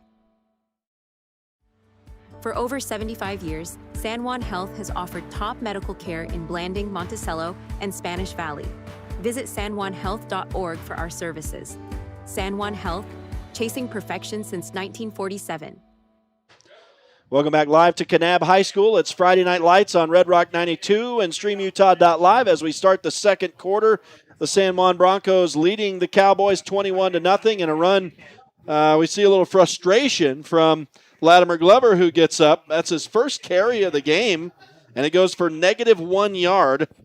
Cooper Law's out there on the tackle for the Broncos and did a good job just setting his feet, breaking down, and not over-pursuing to make the tackle. Almost looked like he knocked Glover down with his arm. Yeah. I didn't know that it even wrapped up, but I tell you, the field is wet out there. We've had a bunch of rain. I'm hoping it's going to calm down from here on out. Maybe I shouldn't have said anything about us having a window, but here is Anderson rolling right in a quick release, a nice little pass, but running backwards is the receiver, Brennan Orton. Let's see what they give him on this play. It looks like it's going to be a 5-yard catch. So Grady Anderson, I believe, is now 4 of 4 on the night. And let's see. Let's give the catch to Orton on the play. I've got a little time to think, Art, with this offense. It's not like the San Juan offense, which is outrageously hurry up, and I can't keep up with it. But so it's nice to actually be able to keep up with the offense. And so 3rd down and 5 for Kanab as they try to get on the board here, trailing 21-0. Anderson is going to throw inside the 5, an outstanding effort from Latimer Glover, but he can't hang on. It's incomplete. And that's that announcer's jinx, Art, as I say he's 4 for 4, and now he's 4 of 5 at the first incompletion. Well, he put that ball right where his receiver needed to get it, just a little bit. And I know that receiver's kicking himself, but man, I should have made that catch. You go back and watch film, and holy cow, yeah, it was right there. But those are 50-50 balls. Sometimes you get them, sometimes you don't. Yeah, it was a good effort. Sometimes you get the bear, sometimes the bear gets you. That's right. Hey, and you don't have to be faster than that bear. You just got to be faster than your buddy. That's right. So 4th down here. It is 4th down, and 4-down territory, of course, for Kanab. There's a man wide open, but the throw is going to go a little long, and it'll be broken up by the San Juan defense. Boy, he had him if he'd have thrown a missile to the left side, and that receiver would have stopped. But once he kept going and the ball was looped high in the air, San Juan's defender was able to come under that and knock it away. And what I love about that is that Staley Dandy, number 0, and he doesn't come over to make the interception, to be the hero. He doesn't come over to make the tackle. He comes over to knock that ball out of the air because he knows his team needs the ball where it's at now and not try to return that thing. Perfect awareness by Staley and great job to just ball hawk that and knock it down.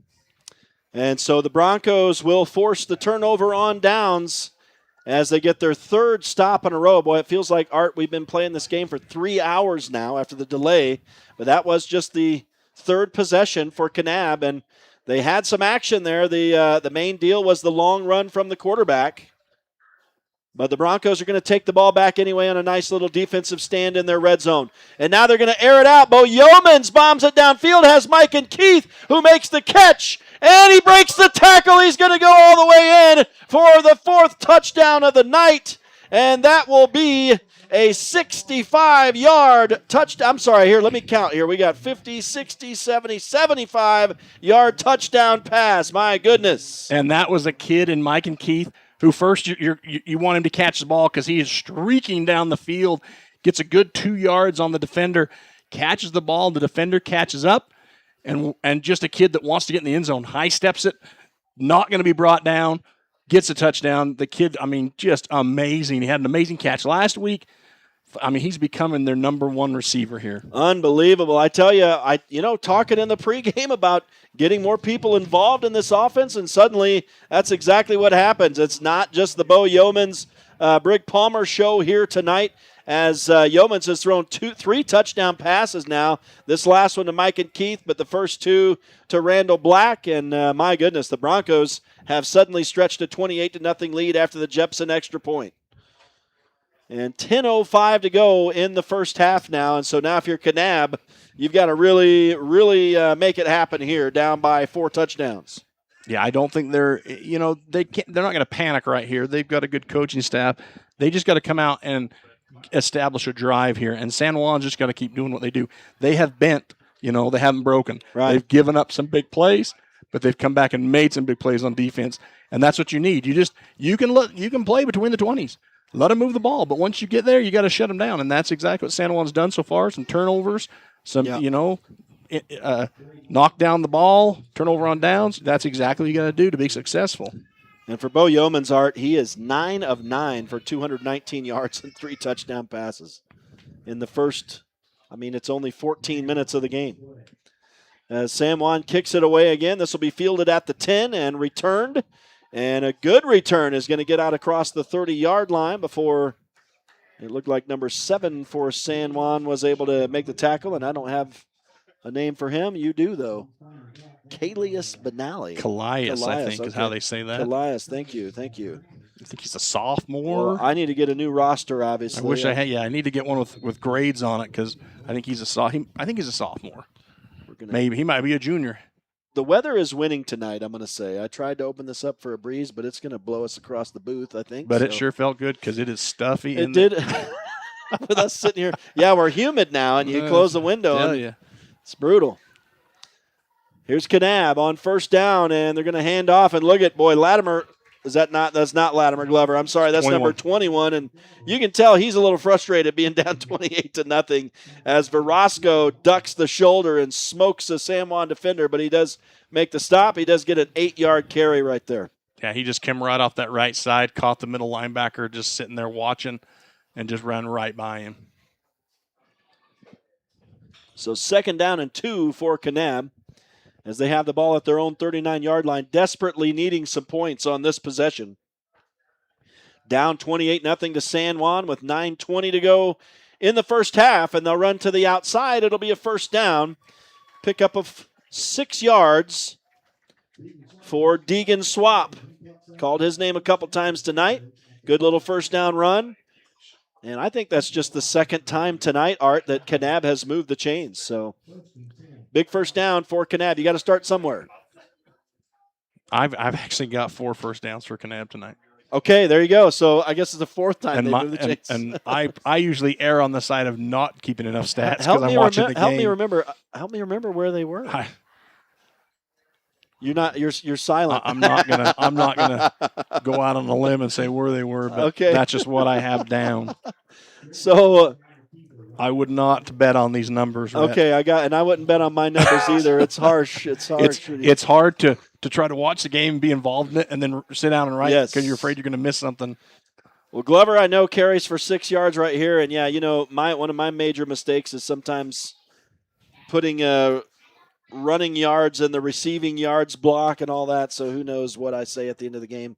One thing's for sure, the coaches post it after the game or it gets posted on Max Preps, and those numbers are going to be the official numbers. There's a nice tackle or a nice hit in the backfield.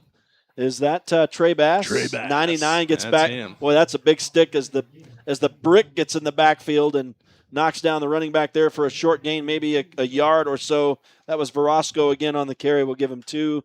It'll be a 3rd down and 2 for Kanab. Big 3rd down for this Cowboy offense. But they are on the San Juan side of midfield now, so very likely 4-down territory for. Trey's one of those guys that he's a roper. Yeah. He was at the fair this year, heading and healing, man. He'd get out there and cowboy up. And he did right there, that's for sure. Right. He corralled, headed that kid.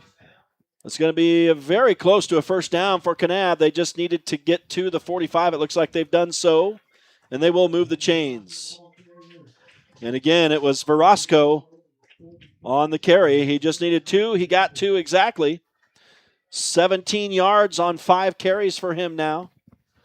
He's gotten the ball more times than any other running back so far. And 1st and 10 for Kanab. They moved the chains twice here now.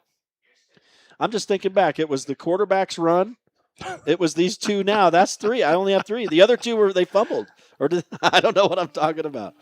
Oh, there he goes. Oh, Glover gets a lead block, and now Verosco is going to carry it all the way down to the San Juan 21. So let's see. Let me count that. That'll be 10. I can't see the glare. 10, 20. Looks like a 24-yard run as they get their 2nd longest play of the night. 21 yards for Verosco, or 24, excuse me. His jersey number is 21. And for those on the radio, we're lost 6:40 right now left in the first half. So clock is running, 6:36 now. So, I mean, Cowboys, they've got to score on this drive to make a game of it here. And that remains in the first half. Yeah, they're in danger if San Juan scores one more time. The quarterback is going to bust it to the outside. Grady Lacey gets away from the San Juan D. He'll run for 14 yards inside the San Juan 10, 1st and goal. We got some San Juan players saying the play should come back. I don't see any flags. Nope, they called 1st down and rolling the clock. 16-yard run, I think is what I said, for Grady Anderson, the junior quarterback. And suddenly the Kanab offense finds a little bit of a gear here. And they're inside the San Juan 10-yard line for the first time tonight, threatening to score. 1st and goal it will be from the 8.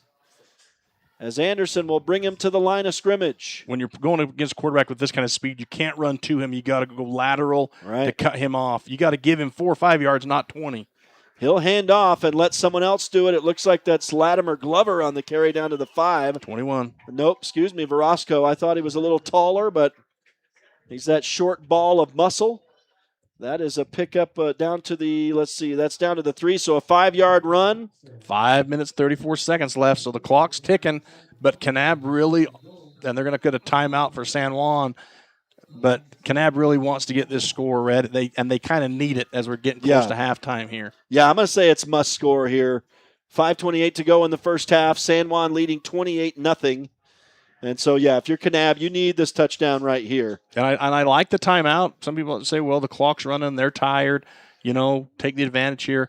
But I like the timeout. Defense, get them going. They've cycled some defensive linemen in on this play that have been out for a little bit of breather. So get your guys psyched up here.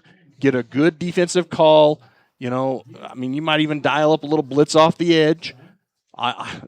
They've been heavy run up the middle here.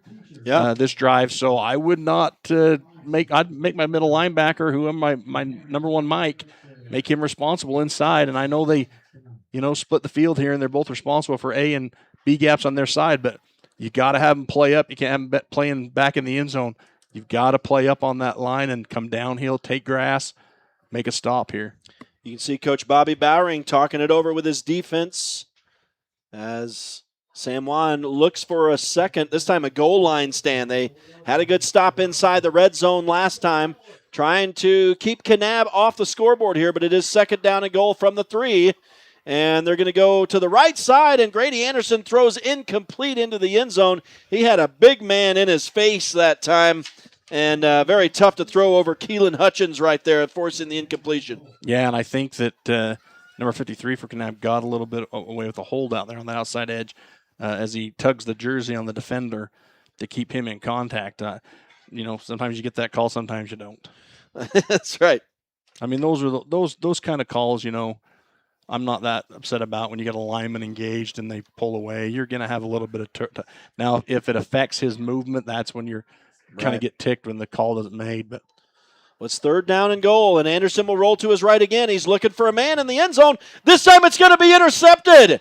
Are you kidding me? He threw an interception. He just needed to probably throw that away, but it's going to be intercepted by Staley Dandy, and a huge mistake for Kanab inside the 5 here, and their third turnover of the game. Yeah, I don't doubt him for throwing that ball. I mean, Cameron Adair was right in his face, and as he throws it, he gets laid out by Cameron. And so what are you going to do when you can't set your feet? We talk about it all the time with quarterbacks. You can't get into progression and set. You're going to see it on the replay for those who are watching, and he just get leveled here, and he just throws it up because he knows he's about to get hit. Yeah. So he just throws it up. I would, maybe try to run it, take it out of bounds, because it was only third down, I believe. Yeah. So wow. Yeah. Wow. So Kanab, man, desperately needing points. Unfortunately for them, are not going to get it here, and the Broncos have a chance to stretch this again, and Yeomans is going to go deep, and he has a man. It's caught, and it's going to be a touchdown, I think. No, what a tackle. What a tackle inside the 5. That was a big catch, but not all the way. And again, it is number 11, so help me again. Andrew Nielsen. Andrew Nielsen, so for sure it was him that time. Where did that start? On the 20, right? Yes, it was on the 20. So that goes, let's see, that's going to be 30. And they're spotting it at the 4. Yep, about the 4.5. That's a 76-yard pass after the 75-yard touchdown pass, and it nearly went for a touchdown. Now Kanab desperately needs a stop. Yeomans will hand off to Brig Palmer, and it's by committee here as they help him across the line for a touchdown. Brig Palmer was near to being stopped, but the Bronco Hog Mollies got in there and helped with the push, and Brig Palmer goes across the goal line for the 5th touchdown of the game. Man. And so where did they stop that? Spotted that at the 3? Is that where? No, it was at the 5. At the 5, okay. Well, the 4.5. So we'll say a 5-yard touchdown run. My goodness. So what a reversal here, as it looked like Kanab was going to finally get some points and answer San Juan, but suddenly, just on a dime, this thing turns, and the Broncos have made it a 35-0 lead with 4:55 to go in the half. And the big story on this is now the game will start on a running clock in the third quarter unless Kanab can find a way to answer here in the last 4:55. Yep, exactly. We're at 4:55 left, but you're right. Kanab looked like they had everything going their way, and San Juan they never stop playing. They just keep battling for the football. They keep pressuring the quarterback. Great pressure that time. Great defense by Coach Bowering, whatever he called on that play right there down within the goal line there. Just great call to get his defensive pressure on the quarterback to not allow him to make the read he wanted to really put the ball with a little finesse, and he just had to force it. Mm-hmm. And so you get that as a quarterback hurry, for a stat for the defenders, and then you get an interception for your DB. All the way around, it's much love. Wow. So, man, I tell you, I'm just kind of blown away by how quick that reversed. And, man, you just feel a little bad for Grady Anderson right there. And And now Kanab will have to dig deep right here. This is going to be catch. fair caught. Yeah, so right around the 30-yard line. So Kanab is going to rely on the offense again. And now if you're Grady Anderson, you got to somehow find a way to put that behind you. And if you're Kanab, the offense, you just have to go back to work here, Art, and just, again, try to push it downfield. You got 4:52 to work with. You absolutely have to score on this possession. Yeah, I mean, basically 3 turnovers with a turnover on down. That's a turnover in my book as well, because you couldn't convert or get 6. And so basically 4 turnovers here in this game. All their drives, they've had some good momentum going between the 20s and the 10s, but they haven't been able to get it going inside the red zone, and turnovers are killing them. In fact, indeed, yes. And we'll see on first down. Anderson was a quick handoff. I was fooled on the handoff that time. Tough to see. Number 8, okay, thank you. Quick carry for Caleb Warner. Second time he's touched it. First time since the first quarter, and a quick 4 yards for Kanab. And really, that's all you have to do right here. You just have to maybe try to get out of the huddle a little quicker, but 4 yards a pop will get it done for you. Well, but the problem is 4 yards a pop, burning 20 seconds in between is not going to get it done. You've got to go with some urgency here. I know it's only the first half, but you have to put points on the board this half to be able to mount a comeback in the second half, in my opinion. I think you've got to score some points here. Absolutely. They'll send those 2 men in motion again to the right side this time. Anderson will take the snap from under center, and the Broncos aren't going to allow him to go anywhere. We got a flag out near the linebackers for the Broncos. We had a middle linebacker getting tackled out here for San Juan, so I'm guessing there's going to be a hold. That was a big hit by Pierce Holiday there, and he's a big kid, man. Just comes through there with some authority and just bang him and Trey Bass, I believe, and then you put Trey Bradford cleaning that mess up. Holy cow. I think they're looking to see. Yeah, it was a penalty, yeah. The coach will accept the penalty this time, so they're going to mark him back 10. What was the penalty? I wasn't watching. Holding? Okay. Yeah, it was pretty obvious that Bronco got tackled out here in the middle of the field. So second down now, and it looks like about 16 as Kanab didn't need that. Now they're back inside their own 25 with a second down and long, and again, desperately needing points. The Broncos have put up a 35 spot here in the first half. I mean, they've dominated on each of their offensive possessions. They've had some long balls tonight and have moved it with ease. And now, look at that kid being drug out of bounds on the wet grass on the far side over there. Nice little run for the Kanab running back. I'm really having trouble, thank you, seeing the numbers. Latimer Glover. Well, the problem is they're that silver, that glow, and it's really sparkly in the lights. It's really having an effect on us. Yeah. So 11-yard run for the senior. What happened? I'm not going to say nothing. Hopefully. Thank you. Yeah, don't speak. I didn't see anything at all. Yeah. Third down and 5 to go here. We've got the ball on the 35-yard line. Honestly, if we can just get through the next 3.5 minutes here, anything can happen. And we'll get these kids into the locker rooms for halftime. But Kanab right now, before that happens, trying to get some points on the board. Grady Anderson with his speed bounces to the outside. Nice stutter step, gives himself an extra few yards on the second effort. What a run by the quarterback. He'll move the chains for his team. I don't think he got out of bounds, though. But they will stop the clock to reset the chains.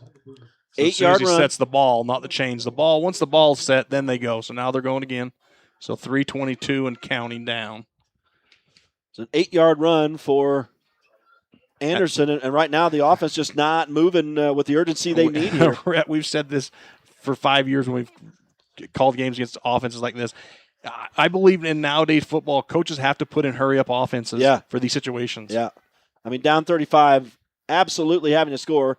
I mean, the one salvation for it as Anderson throws incomplete over the middle is that stops the clock, number one, but then you also get the ball back, at least to start the third quarter. But the clock will be running unless you can do something right here. Yeah, and they just need to be more aggressive here. A nice little play call there to get the ball down the field on a pass that doesn't hit home. But I would like to see more of that misdirection.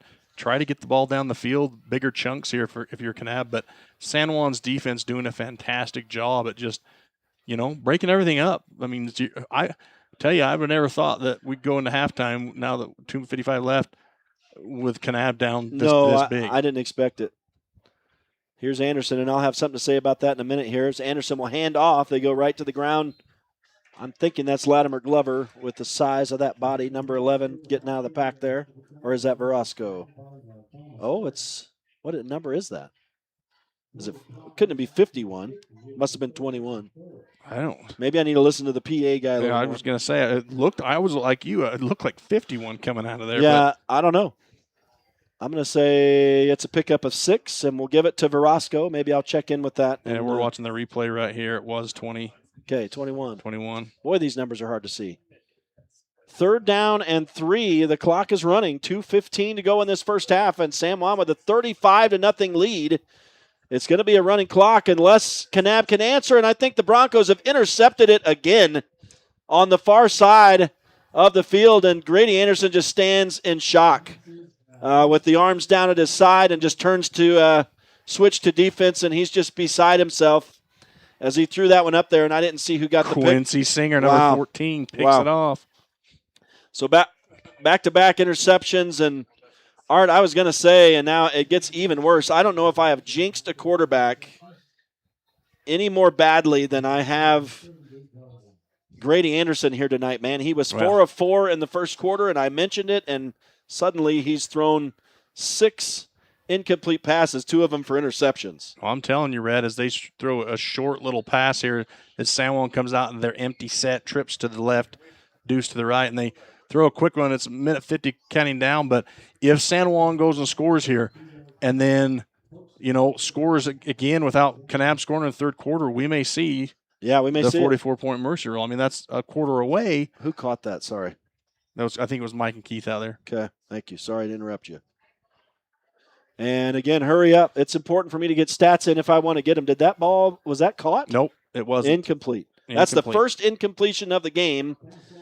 For Bo Yeomans, he was 11 of 11 and throws his first incompletion here late in the game, at half, 1:25 to go in the second quarter. They don't have to hurry up now. The clock is stopped, but they don't care. They're going to go hurry up. They're running their offense here. As Yeomans, they're just in a zone. They're in that San Juan offensive zone. And look at Quincy Singer getting a little separation late on this pattern, but back-to-back incompletions now for Bo Yeomans after going 11 of 11. And after touchdown after touchdown after touchdown, you're going to see a punt here when 4th and 8, and you're probably going to see a punt. I don't know heck, you got a minute 17 left in the quarter. Your defense is playing lights out, fantastic. Yeah, go for it. Well, we'll see. They can punt or go for it from this formation. They're not in the punt formation. Yeah, they've got 3 split left. They're going to throw. Yeomans will drop back. Looks down the sideline, throws on a comeback pattern, I think, to Singer over there, and it's Mike and Keith. Okay, Mike and Keith makes a catch, and it's a beautiful first down on a 4th down conversion.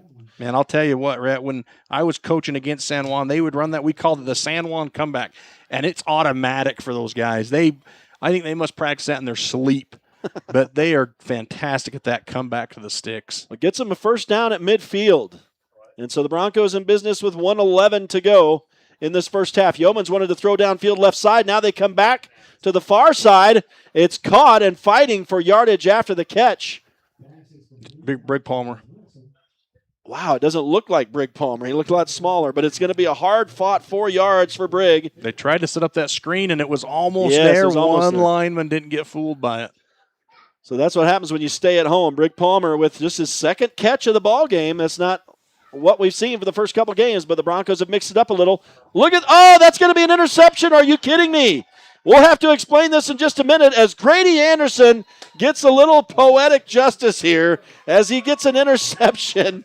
Quincy Singer made an unbelievable effort. He was crawling on the ground. He made an unbelievable effort to crawl back to that pass, but it bounced off of him. Off his foot. Right into the hand, or right off his face, or like his chin or something. He sits down almost to come back to catch that ball. He goes into the squat, sits down, and I think we can watch that again because we've got a timeout. That is a bad break. But if we watch that again on the replay, it almost looks like it bounced right off his foot. Not that angle. The other angle is better. But, man, or his knee almost, as he coming down trying to catch it and just bounces right up into the Kanab Cowboys. That was a crazy bounce. That's the gift right there. Yeah, that was. They needed something like this that. One right here. There couldn't have been a better man. I'm going to say you can slow that down if you're at home on your own computer on YouTube, but I think it's going to bounce off his knee from what the angle I saw.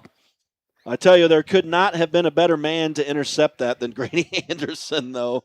The quarterback for Kanab, who has thrown 2 interceptions of his own. Oh, maybe his arm. His forearm or his knee right there. Good camera work here by our main man, Caleb Carr, up here, slowing that down. But just unfortunate. Yeah. For San Juan, unfortunate for Kanab. Well, it may be the fates not allowing the Broncos to tap into that new rule. The problem here is you only have 33 seconds left in the half. So San Juan, I look to come out in a cover 4, and this is where you've got to see what you've got to air it out, and you still come out in your wing tee under center formation.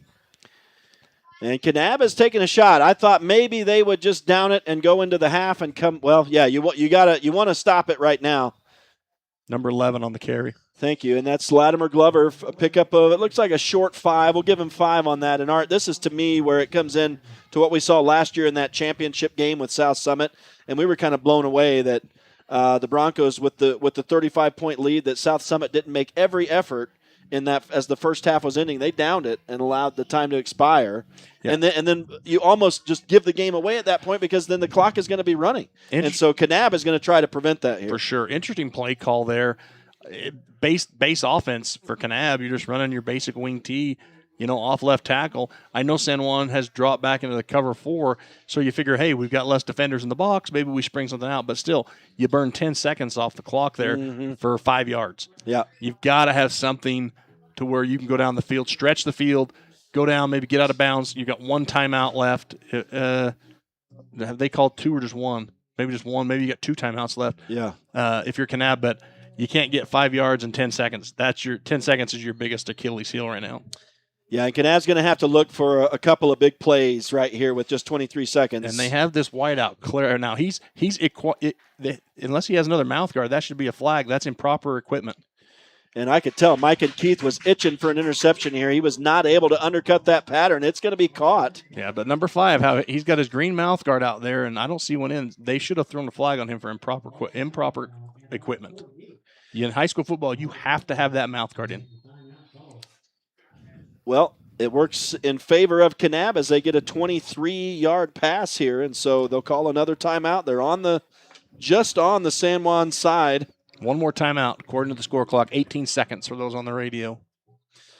So they've got the ball at the San Juan 48, a new set of downs, but mainly they're going to have to get all 48 of these yards with 18 seconds to go to prevent the third quarter beginning with a running clock. And so they're desperately trying to do that. And yeah, so for those of you watching, we don't have the score clock up on the screen like we usually do in the split screen because of the weather. We had to take our camera that was dedicated for the scoreboard down, but you can see it now, 35-0, 18 seconds left. We'll do a better job at calling out the time left on the clock here, but that's why we don't have a dedicated camera. Is the weather just messed with it. We had to take it down, and we just haven't put it back up yet.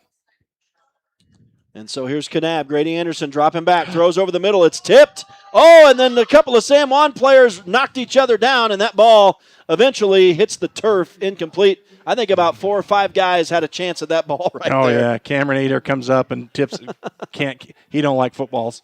He's allergic to him, I believe. Right. Tips it up, and then the other linebacker comes over, Thomas Harden. He tips it up. Yeah, just no one's able to corral that thing. He'll get one at some point this year. He's close. I don't know. He's very close. He's got them lineman hands, obviously. Brick hands, huh? Yeah. 2nd down and 10 on the incompletion. I didn't see who caught that 23-yard pass. I don't know if you remember back that far. 2 plays ago. Man, I'm old. I might have to watch the replay at halftime. I'm not sure who this receiver is over here on this near side, but they're going to hand to Latimer Glover this time, and look at the speed to the outside. He's going to step out of bounds over on the far side with 3 seconds to go. So Kanab will now have to take a shot to the end zone from the 34. 3 seconds. Gets out of bounds, so he stops the clock. They don't have to burn their last time out, but this is the last play. It takes 7 seconds to run a play, so this is an end zone. Yep. Some kind of trickeration halfway down the field. Hook and ladder, man. Yeah, I mean, but this is you definitely can't run the ball. And if I'm Coach Bowering, man, I tell you, I play them with 4 guys deep. I bring my middle backers off the heat on the end here, and I just make that quarterback uncomfortable. Yeah. Make him make a bad decision. Make him, throw it away. I mean, it's hard for kids. Sometimes they forget that there's only 3 seconds on the clock, and they don't get another down here. I'm running the hook and ladder right here if I'm Kanab, but I don't know if they've got it in the playbook. We'll see. 3 seconds to go. Anderson's going to throw to the end zone, and it's going to be a little bit overthrown and incomplete. So the buzzer sounds on the Arlen Hafen Stadium scoreboard, and that will bring the first half to an end. Kanab, unfortunately for them, were not able to prevent the running clock from starting to begin the third quarter, as it is a 35-0 lead for the San Juan Broncos here tonight at Kanab High School. Obviously to the drawing board for Kanab, and they'll have to strike early in that. They'll have to get it back down under 21 points, I believe, to cease the running clock. So it's a big row to hoe for them to be sure in the second half, down by 35. The Broncos, a very impressive first half here tonight, as Bo Yeomans throws for 312 yards, 3 touchdowns. He did get kind of a strange interception there late. Otherwise, San Juan would have probably scored and gone up by 42 points. But as it stands, 35-0. We'll come back with some unofficial first half stats. Stay with us. It is Friday Night Lights live from Kanab High School on Red Rock 92 and StreamUtah.Live.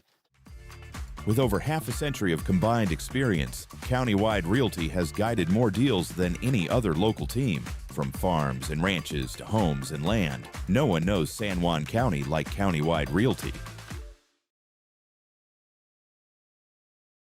San Juan Public Health in Blanding offers vital records, immunizations, WIC, and health education.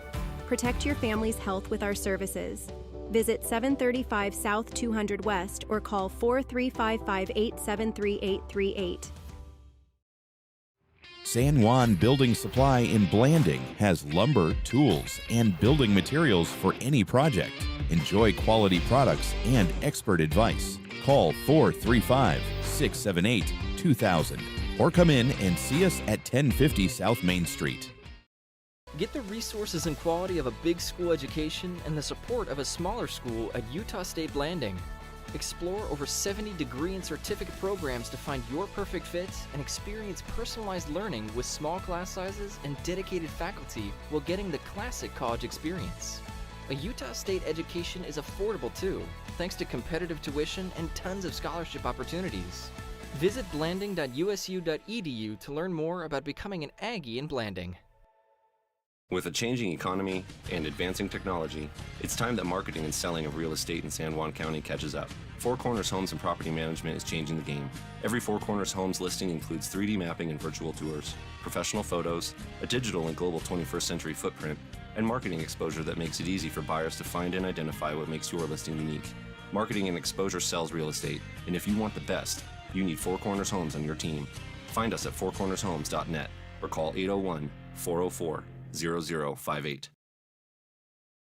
Northern Electric has been a steady part of our communities since 1957, providing trusted electrical installation and service you can count on.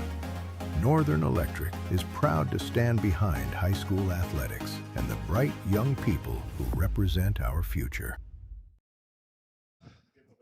Welcome back live to Kanab High School. It's Friday Night Lights on Red Rock 92 and StreamUtah.Live.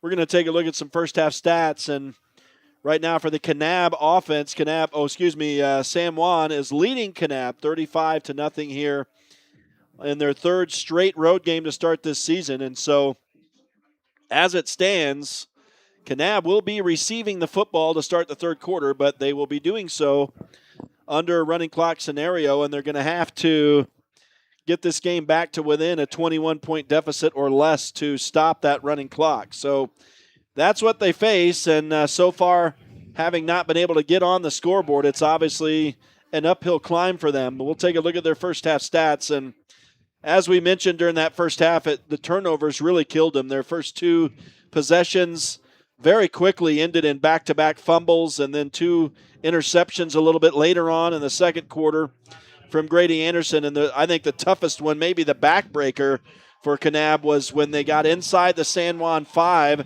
and Grady Anderson, under duress, threw it into the end zone right inside the sideline, and it was intercepted. And so that a very tough tough break, a little bit of a backbreaker for Kanab, as that was the one drive that really showed the promise that they were going to put some points up on the board.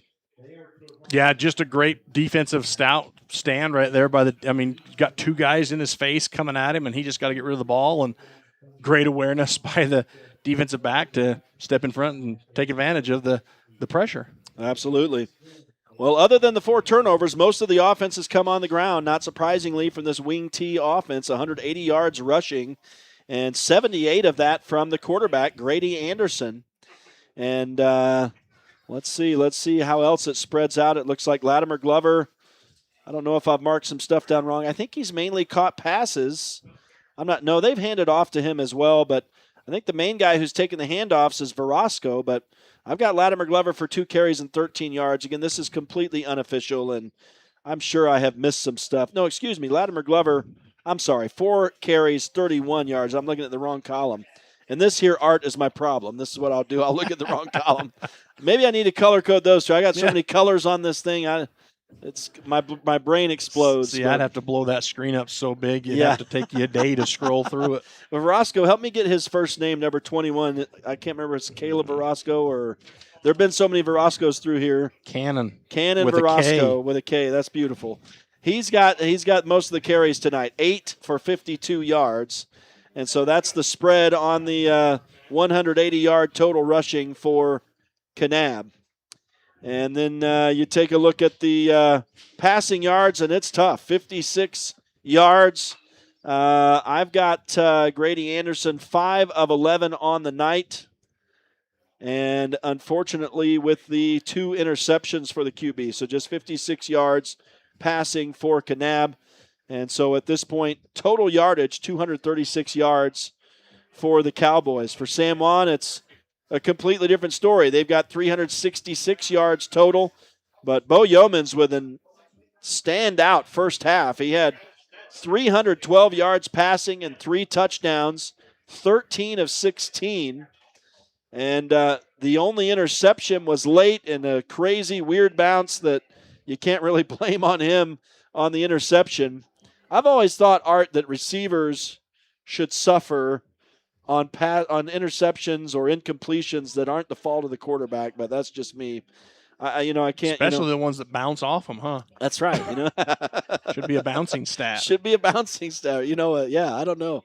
An interception recorded toward the receiver. I don't know. Here you go. Here you got the tunnel coming up now. Okay, so they're going to make it a little more exciting for the team to come out in the second half, or maybe this is part of the halftime performance. I don't know. No, this is how they run their team. They run out. So I don't know why they didn't do this earlier. Maybe now they figured they'd get it in gear with being down by 35, but. Man, Yeomans, pretty impressive first half despite the late interception. Again, 312 yards passing, 3 TDs, the 1 interception. The Broncos not a mind blow here in the running game, just 54 yards on the ground, but they do have 2 TDs to show for it. Brig Palmer has 11 carries and both of the rushing touchdowns, so he's got 7 on the season now, and 48 yards of the 54 for him. So that's the bulk of the work on the ground. And then the only other guy who's carried the ball tonight is the quarterback, Bo Yeomans. He's got a couple carries for 6 yards. So on the ground, at least, Art, it's been the Brig Palmer show, but we haven't seen Bo Yeomans go to him in the air nearly as much as he did against Beaver and again attempting that against Grantsville as well. And I'm going to tell you, Rhett, it's a beautiful thing. Not that I'm don't want Brig to get the ball. Right. But when you can identify multiple weapons. Yeah, that's what we talked about. It really lengthens the field, spreads the field, and makes defense more accountable to every player, not just one. So although he's not having a huge game like in the passing like he did last week, that's exactly as San Juan coach staff wants. They want him to be a dynamic player, and they want him to score touchdowns. They want him to run all over east and north and south, everybody. But you've also got to have those guys step up to give him a break, to take the heat off him and the pressure, so that opens him up more. And so that you couldn't ask for anything better than having Randall Black and Mike and Keith stepping up huge tonight and making some big-time catches. Then on the defensive side of the ball, Singer making some great picks, Dandy batting down balls. I mean, just all around, this team is coming together every week, every quarter. You just see the momentum building here with this group. Yeah, good secondary play for sure, and that I don't have that on my stat sheet, but I do have Randall Black, 3 catches for 91 yards, and, man, he was big in the first quarter. All of his catches in the first quarter, a 72-yard touchdown reception to get us started tonight, followed by a 16-yard touchdown reception and a 3-yard catch. So 91 yards so far for Randall Black. I don't know if they'll have much opportunity in the second half to get back to him, but we'll see how it goes time-wise. We're going to have a running clock, obviously. Oh, I think they'll find. I think they'll find ways to get back to him. I've never seen Coach Christensen, because he's up big on a team with a running clock, pull in the dogs. That's he right. just keeps going. I love that. He just keeps playing football. And I need some help on number 11 stats. I don't know why I can't remember his name. Andrew Nielsen. I'm going to really shirk him as far as stats go. I know he's made a couple catches, but I don't have his stats, unfortunately. I've just got him as passing yardage. But Mike and Keith has had a great night. He's got 4 catches for 96 yards. One of those a 75-yard touchdown reception. So that collects the 3 touchdown passes. I'll try to fix Andrew Nielsen's stats and get him on here, and we'll mention that maybe when we come back. But San Juan is out warming up. Kanab is getting ready to come out. I know they're getting a pretty solid talking to, I think, in the halftime here. They're down by 35. The Broncos lead it by 35 after an explosive first half that involved not only explosions on the field, but a lightning delay very early in the game. And so that's why we're running a bit late tonight.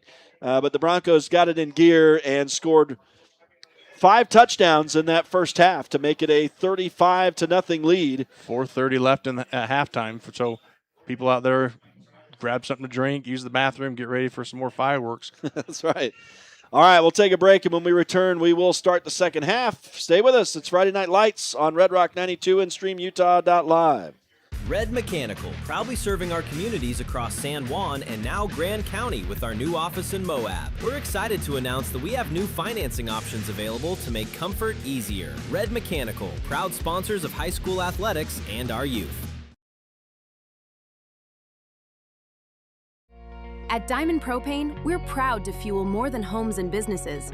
We're proud to support our local high school athletes and the community we all call home.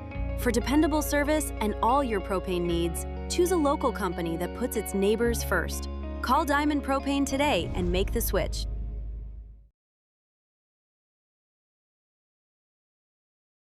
Ready to own a home across Utah or Colorado? The Britt Barton team at Primary Residential Mortgage, with over 30 years experience, delivers custom loans, great rates, and friendly advice. Sit with Britt and begin your journey today. Primary Residential Mortgage Incorporated is an equal housing lender, MLS number 3094.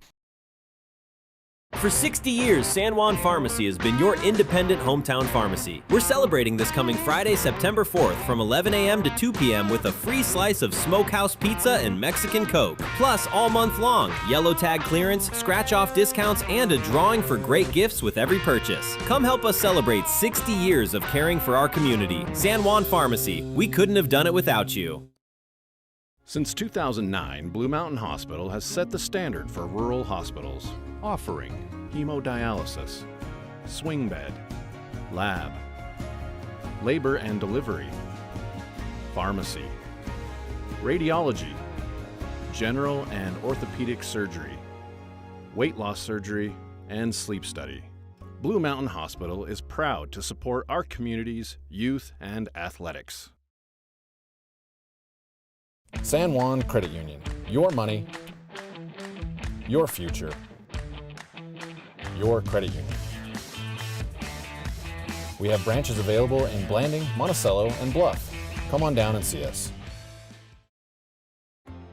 At Energy Fuels, creating opportunities and participating in the local community is important to us. Thanks to our dedicated employees, we're safely producing critical materials that support cleaner energy sources and a better planet for future generations. Knowing that the youth of today will make great contributions tomorrow, Energy Fuels is a proud supporter of high school athletics within our communities.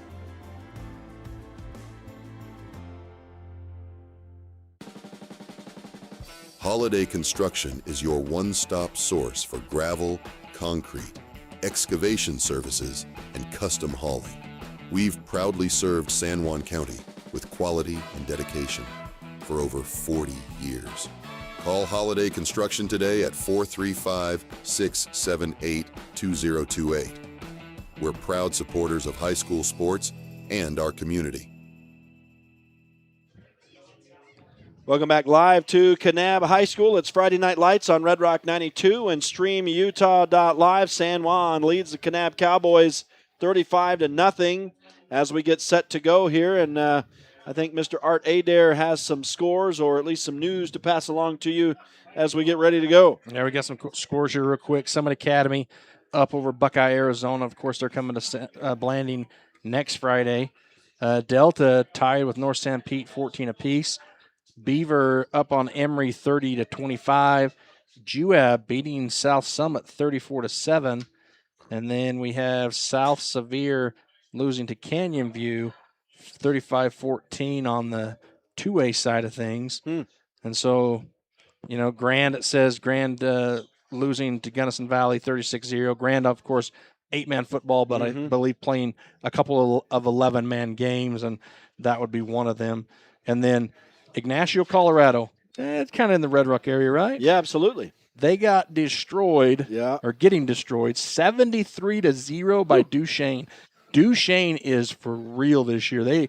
They are my pick. That's quite a in trip the for 1A. Duchesne. Yeah. That's a good Duchesne trip. Wow. is just lighting it up over there. Duchesne to Ignacio. That's nuts. That's interesting. Yeah, Montezuma Cortez, one of the teams we report on, spanked Ignacio last week. I think it was 44-0. So they just put 2 minutes back on the clock for warm-up, but announced that San Juan Volleyball, straight sets. Nice. 3-0 over Beaver. Yeah, they're developing some momentum. And then something we didn't mention at the top of the game here, I didn't want to mention, because we get into the jinxing really hard up here. We do. But Coach Christensen notified us before the game that quarterback Bo Yeomans has received an official offer to play Division I football at Idaho State. Wow. So the junior quarterback already with an offer for Division I, and I think if he continues on the path he's on, Rhett, he's just going to see more and more of those. Absolutely. So congrats to that young man. Yes, sir. And you mentioned the volleyball team for San Juan. The girls soccer team also got a 6-0 win yesterday. And they have my favorite soccer player, Lydia Hawks, had a birthday yesterday, too. Okay. My favorite wife currently has a birthday tomorrow. There you go. Got to mention that. I told her you can call her by name if you want. I told her it was a good thing we weren't calling the Hilldale game. Okay. That's funny. I'll clean it up. All right. 12 minutes on the clock. We get set to kick it off here. It'll be a largely running clock here unless Kanab can explode for a couple touchdowns here and make this a 21-point game. But they have not managed to do that so far. They're going to get the ball right here, though. Again, the field is wet. It's been raining. We had lightning earlier. And we do apologize on the Stream Utah side for not having the clock. We won't have it for the remainder of the game on the screen. So we will keep you up to date on that as Kanab will take it out to the 26-yard line where they will start. 11:41 to go. And now the clock will commence running. And so it is running as they run out onto the field. 35-0 for San Juan. This is going to go very quickly. And if the Broncos score again, no, they would need to score twice. Yep. In order to if they'd have done those 2-point conversions like they're always done, they'd have had they got this Luke Jeppesen kid who I'm saying that wrong. I keep wanting to say Jeppesen, but Jeppesen. And it's that E that's silent in there that gets me. Look at this look at this nice run right up the middle. I'm going to see who this is. I don't recognize that unless that's Verasco. Who is that? Is that number 8? Golly, I can't tell. Caleb Warner, did he say? Yep, that's what he said. Okay, I do have him. Caleb Warner is number 8 for sure. So we're going to get our first play of the quarter. And how much was that? I think that was where'd they start at the 26. That's going to be, I guess, a 13-yard run for the senior. And is this a pass? Yep. Complete to the near side. And number 5 makes the catch. That'll be a 7-yard gain. That's Brennan Orton.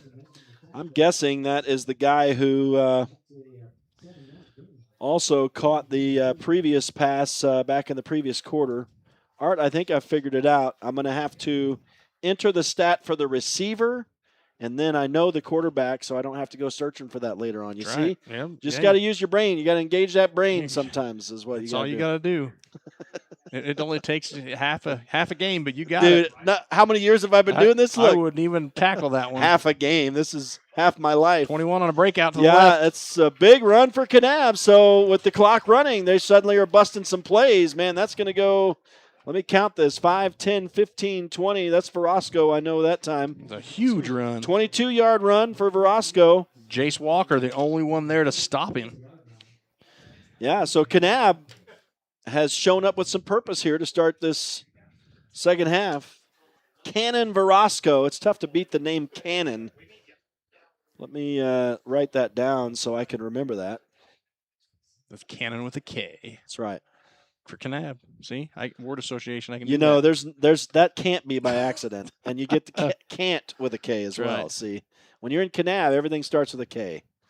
Here's a run to the outside. There's a big hit over here as Andrew Nielsen took the brunt of that from Verosco.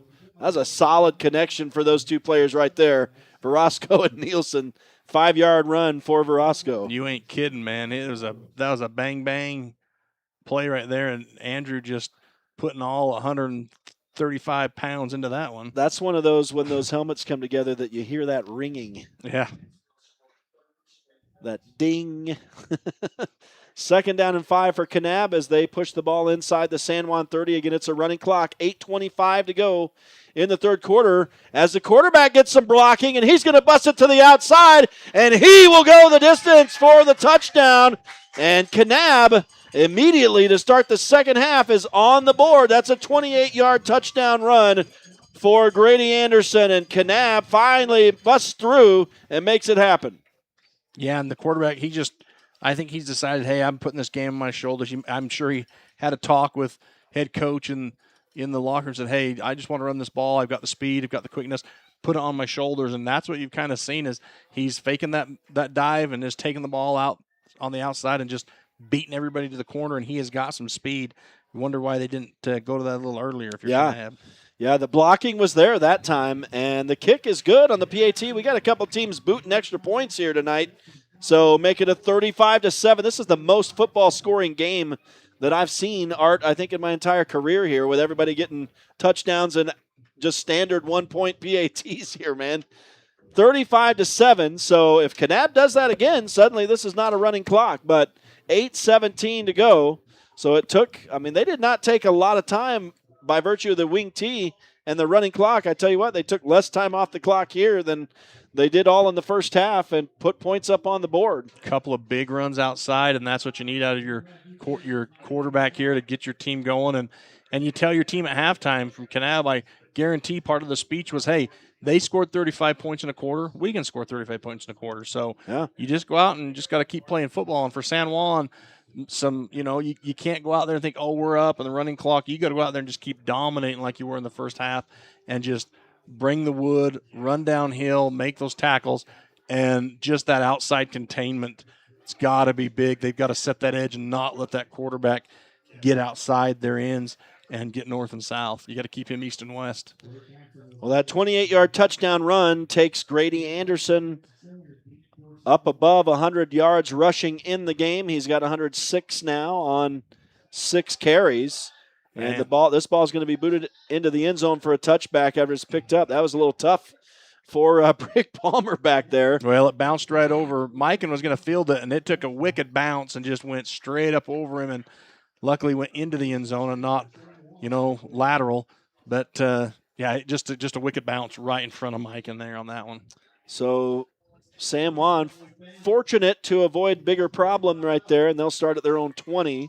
7:58 on the clock. These past 2 games, these past 2 weeks have been my most humid experience in the state of Utah. Yeah, I think in my whole life. It's humid here tonight. You saying we could make butter up here? That's a brutal image, man. As Yeomans connects on the far side to, is that Brigg? Nope, 21. 21. Randall Black, I told you. Well, you told me that they would go back to him with a running clock, and they do. So Randall Black makes an 8-yard catch. I've learned my lesson. I'm going to give him the stat first, and we'll get it to Yeomans whenever we can. As Brig Palmer will take the handoff, and he'll push it forward for 4 yards and a first down for San Juan as he gets just enough. And honestly, right now, San Juan, you want to keep the clock ticking and just keep the chains moving.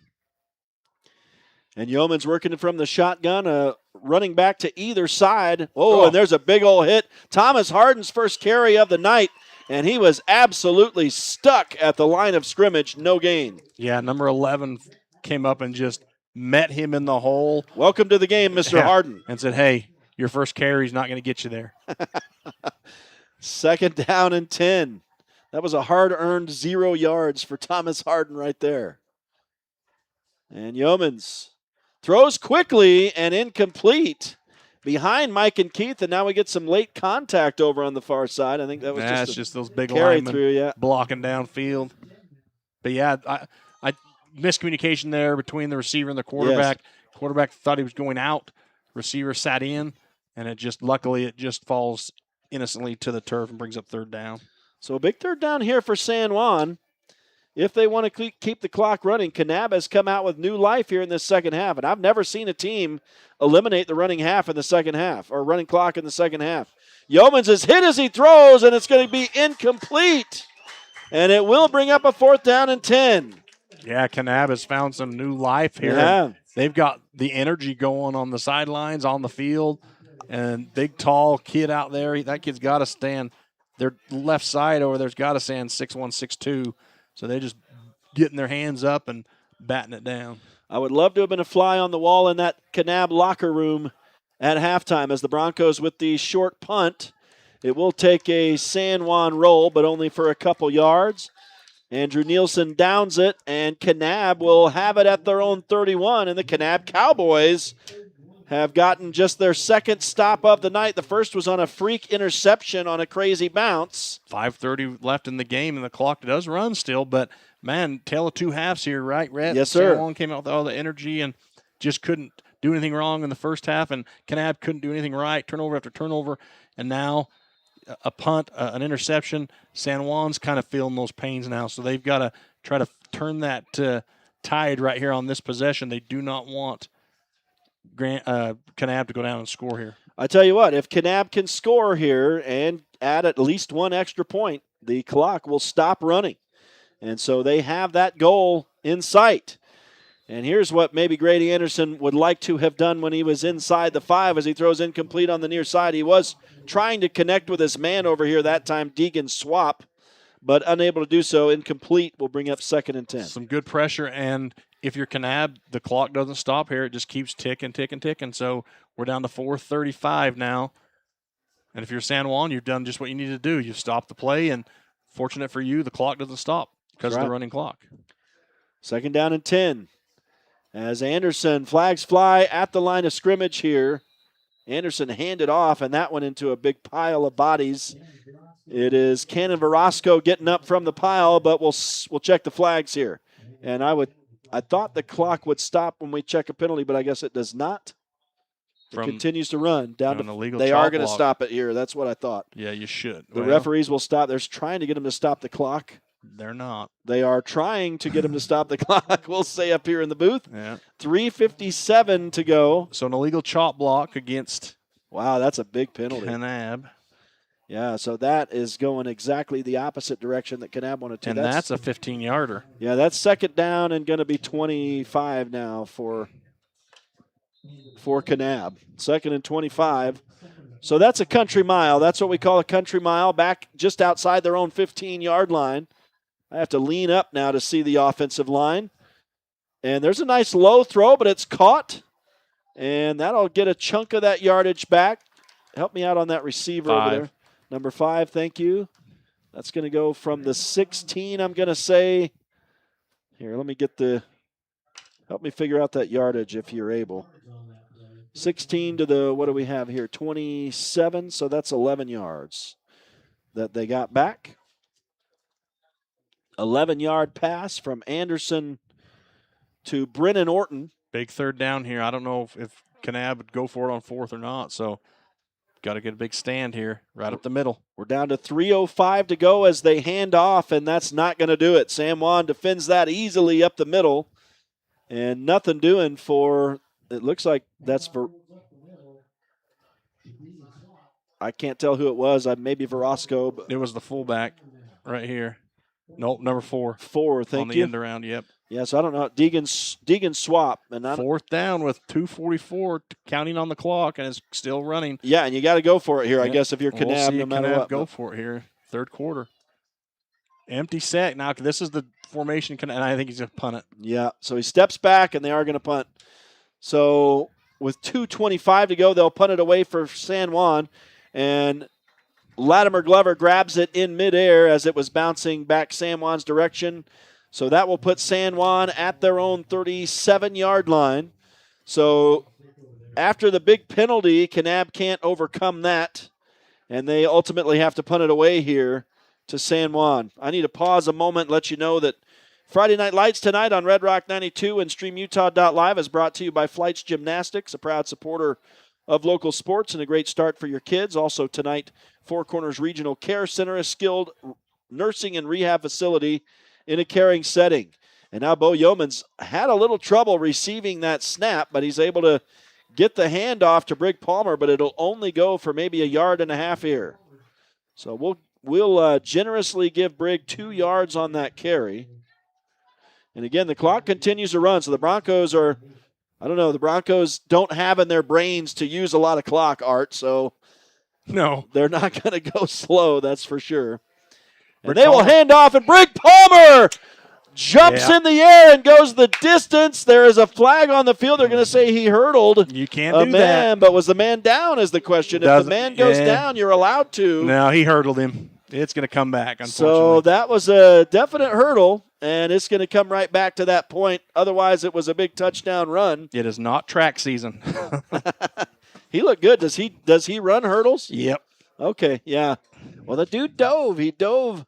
Can you not hurdle that guy when he's Can't diving? hurdle. You can step over. You can step around. I thought you could, and they're talking it over, Art. Let's watch it again. I in thought replay here. I saw it. He clearly dives, and I thought that once that happens, they did. I think they're going to allow it. Yep, they're going to. Yeah, so it's when the guy goes down as a dive or to make the tackle. I don't know if you remember this a couple years ago. This was a rule that came back, and then we discovered that year that it is allowed when the defender goes down, and so that's what they rule here. And so it was a touchdown run. And so you have a 60-yard touchdown run for Brig Palmer, and so the Broncos answer. And I think there's a bit of stunned silence here. And so basically everybody in the arena can only hear me yelling now.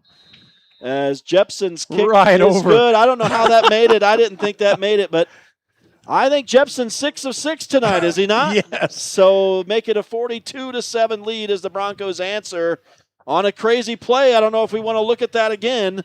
The field level view showed it. The field level view shows on the run the dive and the hurdle. That's the PAT. Yeah, I don't know if you can bring up that hurdle, that run by Brig Palmer again on the field level. It showed that the kid dove underneath him. That PAT barely. Here did you barely. go, Rhett, on the replay. And so you see the. Good slow-mo there. So he was down. Yeah, It was close. He was kind of. If I'm Kanab, I have an argument that he wasn't fully prone on the ground. But what I like to see, the refs got together, they talked about it, so now they can all live with it. That's right. That's right. Well, yeah, I don't know. I mean, it's crazy. It is a bit of a turning point in the game as well as San Juan kicks it off. But another rushing touchdown for Brig Palmer, and that's a big one. Nice hit there. As on the kick return, the Broncos get good coverage, and they'll pin Kanab inside their own 25. So now if you're the Cowboys, you have to just go right back to work here, down by 35 again. So you were on the verge of, at least being able to see light at the end of the tunnel of maybe being able to get down and stop the running clock. But once San Juan got the ball back, and then obviously Brig Palmer, even if that wasn't a touchdown, the Broncos were going to be able to take a lot more time off the clock and move the ball, barring a turnover. But now we're down to 30 seconds to go in this third quarter, and the Broncos up by 35 again. Here's Anderson for Kanab, working from under center, little stutter step. He's going to be yanked down from behind by Cam Adair on a good tackle for the linebacker. And that drops the quarterback for a loss of a couple. Yeah, good little call there by Bobby Bauer and the defensive coordinator. Get his defense across the defensive line, just putting pressure, and a good tackle there by Cameron to keep a hold of it. And, you know, he's already had one interception bounce up and off twice. He's not going to let me give him crap there's twice. no mercy up here from the color commentator. That's going to be the last play of the third quarter. That's also the first loss of yardage on a carry for Grady Anderson tonight. So good tackle by Cam Adair right there. We've got 36 minutes in the books, and the San Juan Broncos lead the Kanab Cowboys here in Kanab 42-7. Stay with us. We'll take a break and return for the final frame. It's Friday Night Lights on Red Rock 92 and StreamUtah.Live. Monson's Quality Meat Processing and Blanding provides processing for both wild and domestic animals. They also carry USDA choice steaks, ground beef, and 14 unique flavors of handmade bratwurst. Monson specializes in friendly service, the highest quality products, and flexible timing, all at a competitive price. That's Monson's Quality Meat Processing at 885 East Pinion Ridge Road in Blanding. Call 435-459-1401 or find them on Facebook. Lee Collision Repair and Restoration in Blanding offers top quality auto body and glass services. Visit us on North Grayson Parkway or call Jackson at 435-485-0069 today.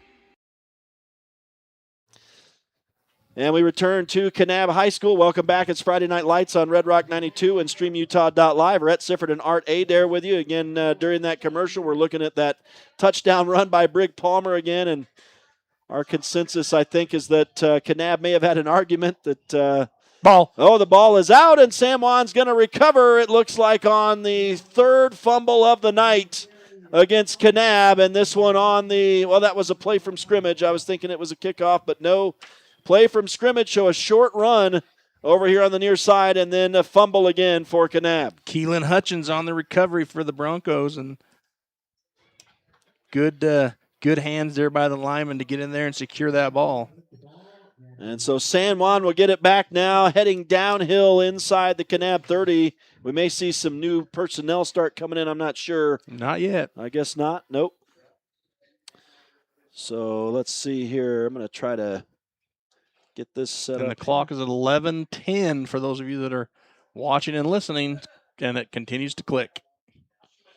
And so the first turnover of the second half for Kanab, and now a run up the middle, and Brig Palmer wastes no time, and that was a no-doubter as he goes in from the 29-yard line, a 29-yard touchdown run, and he's trying to match his numbers from last week here.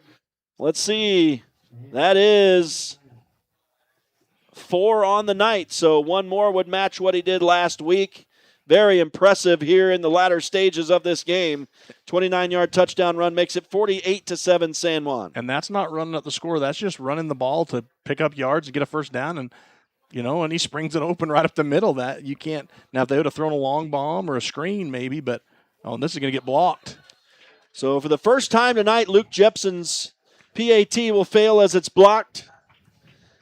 It's kind of been, I don't know if he's getting tired. It's been kind of going steady downhill for him here. His leg. He barely made it over the crossbar last time, and this one does not make it over the tall guys in front here. I wonder if he's going to go back and say, hey, Coach, my contract says we're only kicking 2 or 3s a game. You go for 2. Remember? That's right. What team is this? We're not going. How come we're not going for 2? Yeah, that's right. I don't know. But the young he got thrown to the job. wolves in here. He has done a great job tonight, from the start. And that's just a Kanab defense that wants a little victory, Yeah. I mean, they're just looking for those little things to get pumped up about for next week. And, and you can't blame them for that, coming hard still, and kudos to them. But, man, what a run by Brig, just up the middle. Yes. Just a nice little, middle zone run, and he just springs it. And just sometimes that happens when you're just trying to run the ball out. We're at 11 minutes, right even on the dot. Clock is stopped. Well, that's 143 yards rushing now for Brig Palmer in this on 15 carries, 4 touchdown runs again for him. So in the last 2 weeks now, 9 rushing touchdowns for the junior. I'm going to tell you, Rhett, the hardest job in all of this business right here has got to be the cheerleaders for the home team when you're getting blown out. Yes, I don't know what you do. You got to somehow muster up some spirit down there, man. Well, they can pick each other up and start throwing each other around. That's what you do. Oh, here we go. The kick return and a nice open field tackle here. He had a little help that time. Help me out with a name on 2-7 there. Danny Price. Nice tackle for Price. He's a starting defensive end, too. He's pumped up about it. His partner helped slow up the returner, and then he was able to tackle him from behind, a nice wrap-up tackle. Here you go, Rhett. You've got a bunch of seconds now coming in the game. The whole defensive line now is going to be underclassmen. You got number 55, which is Adney Singer. You've got 57, I believe, out there. Logan Williams. So not underclassmen, but getting some guys some playing time here is nice run. Unfortunately, I just saw a big hit of lightning. That was south of the field here, but that was number 8 on the run. Thank you, sir. I think, is he a new running back? No, he's been in there. They've been spreading around a little bit, and that was, I'm going to say, what was that, a 5-10, probably about 14-yard run for Caleb Warner. Cam Croft's in there as well, I believe, number 67. They got him in there at nose tackle. So, yeah, some JV and seconds getting some time here, and this is exactly why I hate the second mercy rule, because this is where you get these guys on the field that don't usually get there. Oh, I hear you, buddy. It's an 11-yard run off the pop here for Kanab. Help me out with the number. 8. Thank you. Again, okay, it's tough to see these jerseys for Kanab. Every year we come here and we can't see these guys. Tackled by Jace Razor, who's got some minutes tonight, coming back off that injury, so you don't want to get him too much out there, and you just want to ease those players in when you're coming back off of anything in your hamstrings, your quads, that kind of stuff. Any muscular injury, you don't want to throw those kids out there and really abuse them. You want to ease them into it, see how it feels, make sure you're not re-injuring, so getting some time. 8:45 to go in the game and a running clock here. San Juan up 48-7. Kanab on the move here now against the backup San Juan defense. And number 5 again. Number 8, Caleb Warner, thank you. Sorry. No worries. 12-yard carry for him. He's running the lights out of it right now against this backup San Juan D. And so Kanab, just like you said, just looking for those small things to celebrate here in the waning moments, down to the final 8:20 of this game under a running clock. And I don't, I'm not one of those guys who faults a Kanab type team that's down big. Some people might say, well, hold it, they put their JV in, you put your JV in. No, they want their varsity offense to have some spark and get something going. So I don't fault them for running this and trying to score with their varsity offense. Latimer Glover runs a little interference there on a lead block, and I believe it was Caleb Warner on the carry again, only a couple yards. Oh, is Glover number 11? Yes. He comes up, and he's done this a couple times where he's looked over the staff, be like, give me the rock, keep feeding me. Yeah. I mean, he's a competitor. The ultimate competitors, they want the ball no matter what the score is. They just want to keep pounding, and you can tell that kid's a competitor. Yeah. And I haven't seen Cannon Verosco in here. So I think maybe I don't know if we can find 21 on the sideline here. He's been one of the big ball carriers in the second half for Kanab. There's an incomplete pass from Grady Anderson over there. It's live ball. They have not whistled it down. Backwards pass. I don't know that it was, but Grady Anderson thought it was, and they quit playing, and that's right there, boys and girls, while you play through the whistle, as that's going to be scoop and score for San Juan. Liam Lacey. Everybody's standing with shocked looks on their face, kind of like. I thought it was close when I saw it live, but I wasn't going to say nothing. Then Liam picked it up, and we'll see here. Yeah, it was definitely backwards pass. Yes, it was. Okay. It was backwards pass. So good reaction by Liam Lacey to scoop and score. Lightning in the background on that replay. I love it. That's appropriate. And that's the game. It's a scoop and score, and that makes it 54-7. So that brings an end to the game with 6:50 left. So we see the brand new rule in the state of Utah here tonight as San Juan goes up by more than 44. So that's the bookend to it right there, a defensive touchdown. And that is why right there you play through the whistle. You don't hear the whistle. You continue to work. And San Juan did so. Tell me again who scooped and scored that thing. Liam Lacey. Liam Lacey. There you go. So the Broncos end it right here early. And a bitter taste in the mouth of the Kanab fans here tonight on the home field.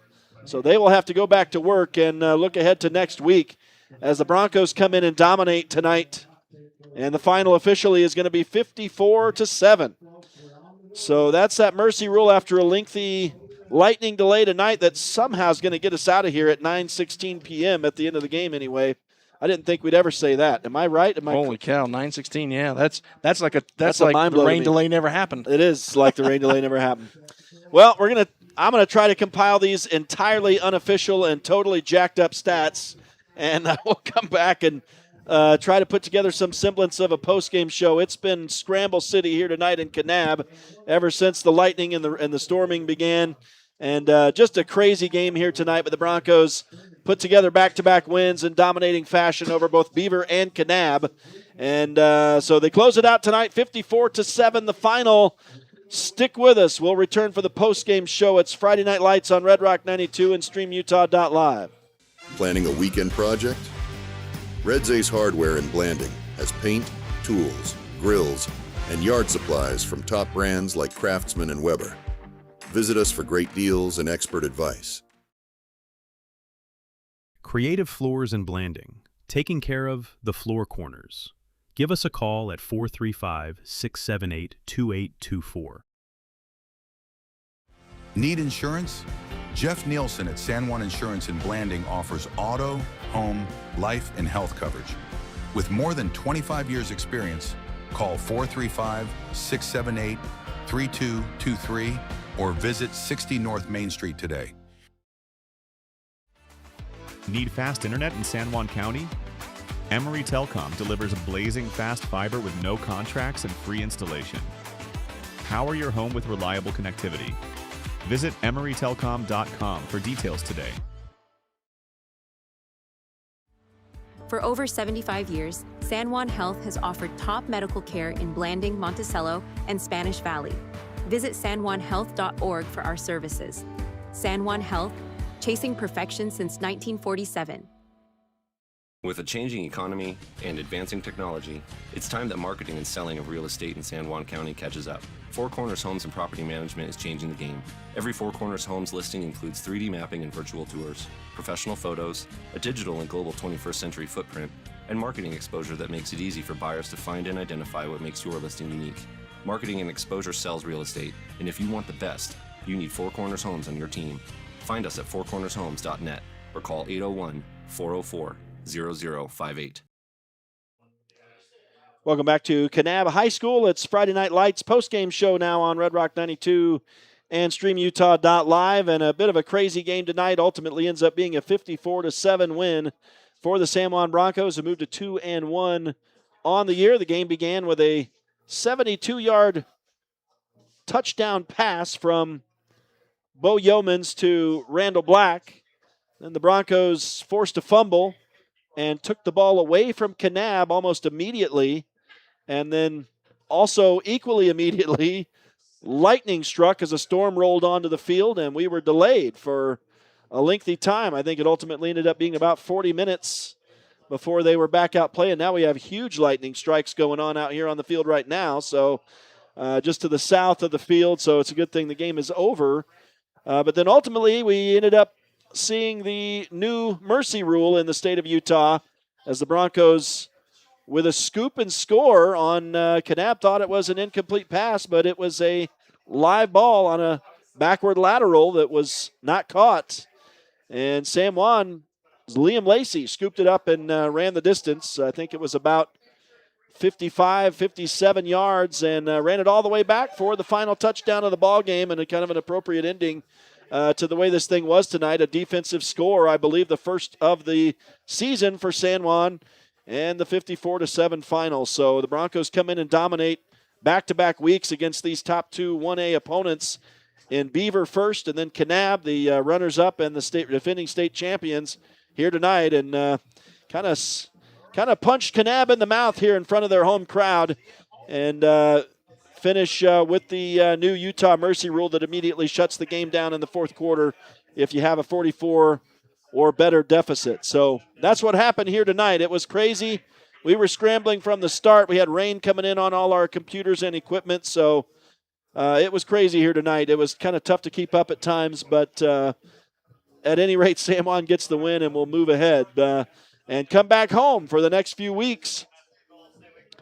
And we're going to take a look at these stats here real quick before we head out of here, and I think I don't know if Coach Christensen will come up and chat with us, but we will be prepared for that if he wants to do that as well. It could be that Art will just come back up and we'll close it out together. But Grady Anderson, the quarterback for Kanab, ended up just having to kind of pile the game onto his own shoulders in that second half, and he did finally get the Cowboys into the end zone on a 28-yard touchdown run, a nice run for the junior. He ended the night with 104 yards rushing and was really their main force tonight. They had a total of 287 yards rushing on the night, and with a wing T offense, that's really the emphasis, and he got about almost half of that tonight.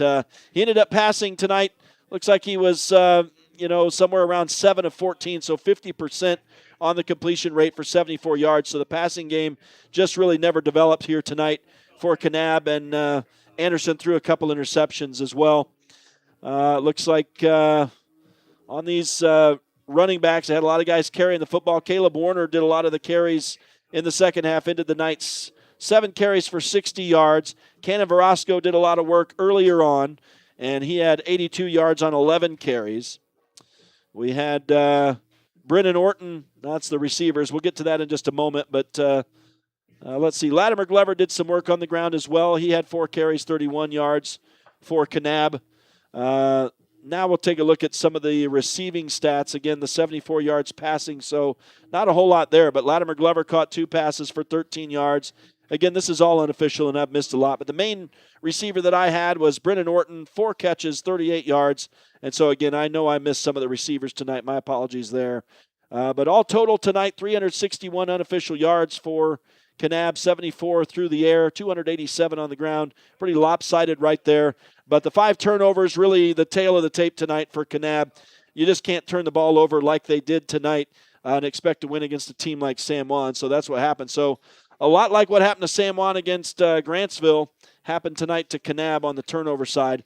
Bo Yeomans had a pretty standout night tonight. We've already mentioned it once, and this is completely unofficial, but 14 of 17 tonight for 320 yards and 3 touchdown passes. The kind of freak or fluke interception that bounced off a receiver's foot and was caught, that'll unfortunately go against him in the stat sheet, but I don't know that you can necessarily count that against him. But in the running game tonight, Brig Palmer exploded, specifically in the second half. He ultimately ended with 15 carries, 143 yards, and 4 touchdowns, so 9 touchdowns on the ground for him in the past couple games.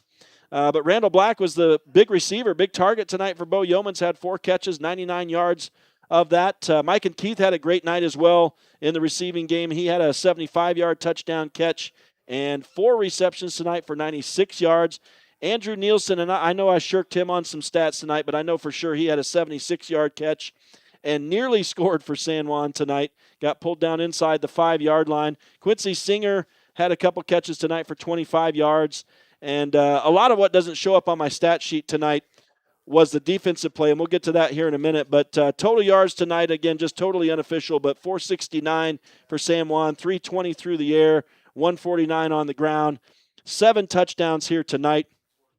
Luke Jepson was on point with the extra points tonight as well. And Coach Christensen, Barkley Christensen, is going to join us now. And, Coach, you guys put together a couple back-to-back weeks of dominating these top 2 1A opponents, and you get out of here tonight. I mean, an appropriate bookend to a really strange game here tonight with a defensive scoop and score.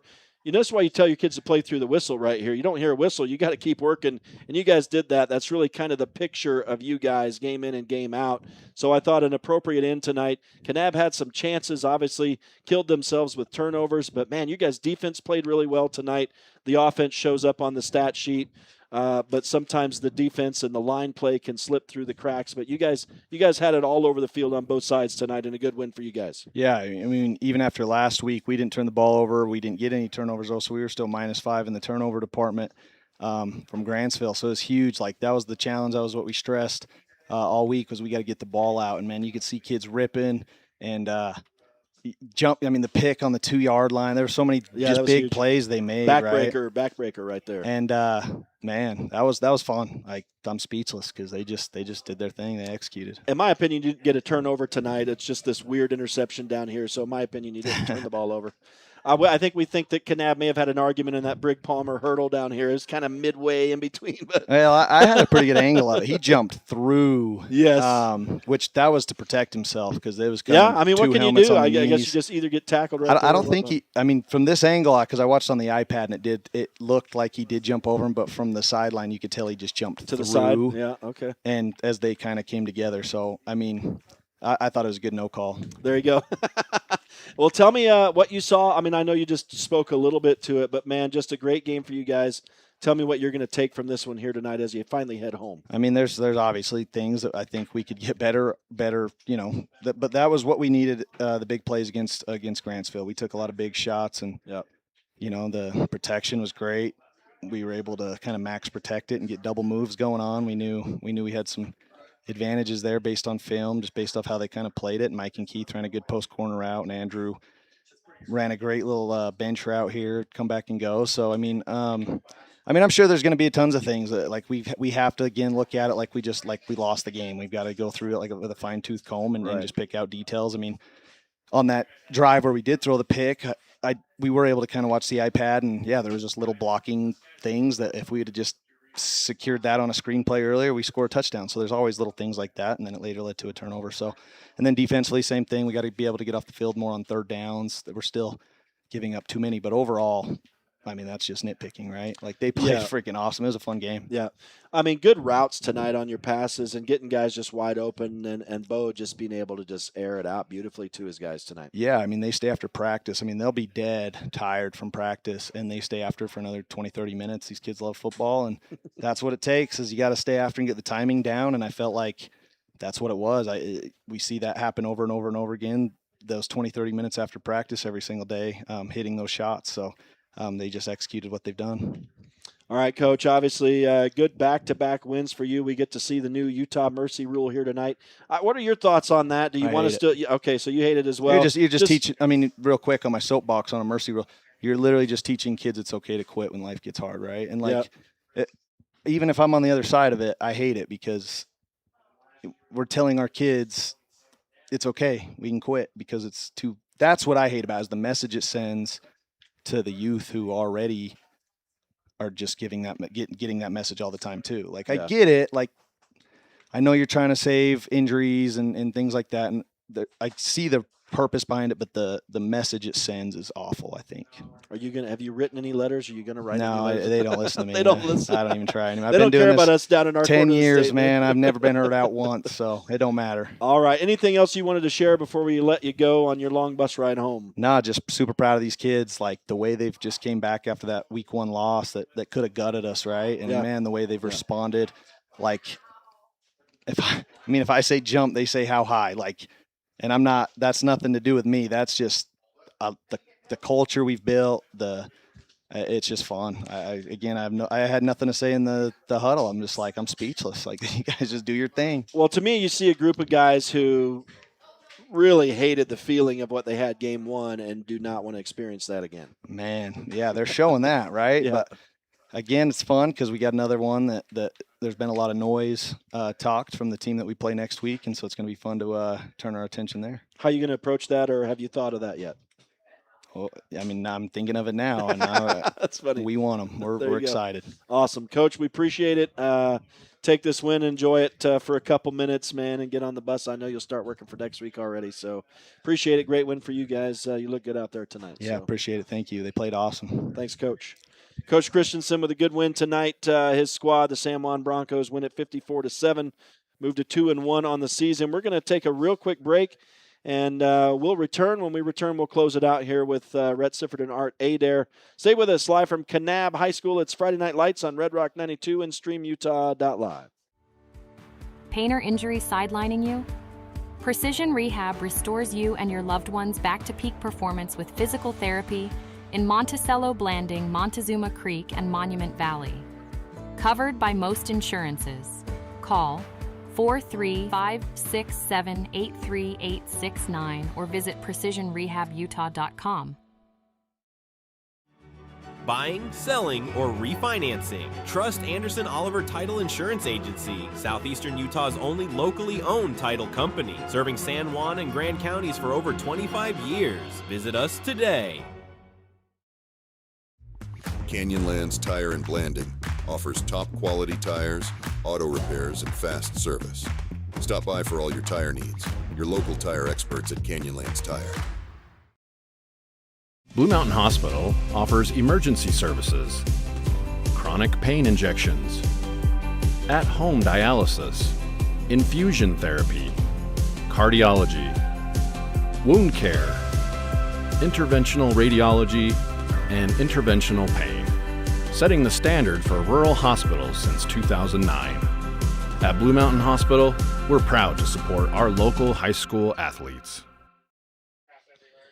Welcome back to Kanab High School. One final time, a 54-7 win for the San Juan Broncos tonight against the Kanab Cowboys. Friday Night Lights on Red Rock 92 and StreamUtah.Live. And just some closing thoughts here from me, Rhett Sifford, and my color man, Art Adair. And Art, I don't know what there's left for us to say. You just see a team like we just talked about with Coach Christensen that hated that feeling of losing, and I don't think wants to experience that again this year. And they dominated here tonight. Well, I think they just keep getting better and better. The kids that had little to no varsity experience, field, you can't get any better than on the field and game time experience, and they're getting that week in, week out for the last 3 weeks, and I think it's showed that they're getting more aggressive, they're getting more comfortable with their position. And what can you say about Bo Yeomans, who is just throwing it out there? He's got receivers like Mike and Keith Nielsen, Randall Black, who are just going up for that ball, and then you got Brick Palmer back there, who has just come, stepped right into the shoes that Jagger left, as far as I'm concerned, and has just picked up where we were questioning that in the first game, and has done tremendous. And overall, that offensive line has done a good job. I'm really loving Coach's 11 man set here, where he's coming out with the tight end and the backer and using that tight end as the lead blocker, and you've seen some good things off it. I just think that overall they are finding their identity. I think next week's going to be a good test. Yeah. But I think right now with this win and the win, over Beaver last week, it gives these kids confidence, and it's hard to beat a team that's good with confidence. So that's all I got to say. All right, those are the closing thoughts. They were brief and succinct. And the Broncos 2-1 will finally come back home. And let me just take a look at this. It's going to be 4 games in a row at home. It's kind of weird. We spent a lot of time last year on the road. Summit Academy is coming to town next week. I know they got San Juan on the schedule. They've been looking forward to it. There's a lot of words been shared and a lot of things been said. And San Juan's looking forward to him coming to town next week. It should be a fun test. Should be a fun one when Summit Academy comes to town. That's going to be a 7 o'clock kickoff as usual. We'll be on the air starting at 6:30 next week, so we do invite you. I know there's going to be a big turnout on the home field. We got a 4-game homestand coming up, so we're not going to stay in any hotels for the next month, I guess. Would be nice. In fact, for the rest of the regular season, I don't think those we'll have to. Those four teams are peaking just as well as San Juan right now, and they are playing tremendous football. And it's not none of those games are going to be give-me games. Should be a lot of fun. We got Summit Academy next week, South Summit, Delta, Manti, all coming to Blanding in this next month. So looking forward to that. That'll do it for us here tonight. Let me say, mention a couple more sponsors. We got thanks for making this game possible. Jones and DeMille Engineering, from infrastructure to quality of life, engineering the future of rural communities. Knowles Home Furnishings, Moab's locally owned furniture, appliance, mattress, electronics, and flooring store since 1961. Napa Motor Parts, everything you need to get up and go in Blanding and Monticello. San Juan Pharmacy, serving San Juan County and supporting local teams for decades. Soil Four Corners, healthy bodies rely on healthy food, which comes from healthy soil. Soil Four Corners is helping restore healthy soil in San Juan County. And Westcott Motors, San Juan County's source for quality, affordable vehicles, westcott-motors.com. Big thanks to all the sponsors tonight for making the broadcast possible. We will hit you up one final time by name as we close it out. I want to say thanks to everybody involved, including the sponsors, also our StreamUtah.Live crew traveling with us all these times. And I don't think these guys are smart like us. They don't stay in hotel rooms. They drive home like crazy people. Iron Man. Lane Palmer and Caleb Carr, appreciate it, guys. Good work tonight. Up in the rain tonight, so I know it was a lot of work out there, so we appreciate that. And on behalf of Art Adair, it's Rhett Sifford saying so long from Kanab. We'll see you in Blanding next week when Summit Academy comes to town. Until then, have a great rest of your weekend, high school sports fans.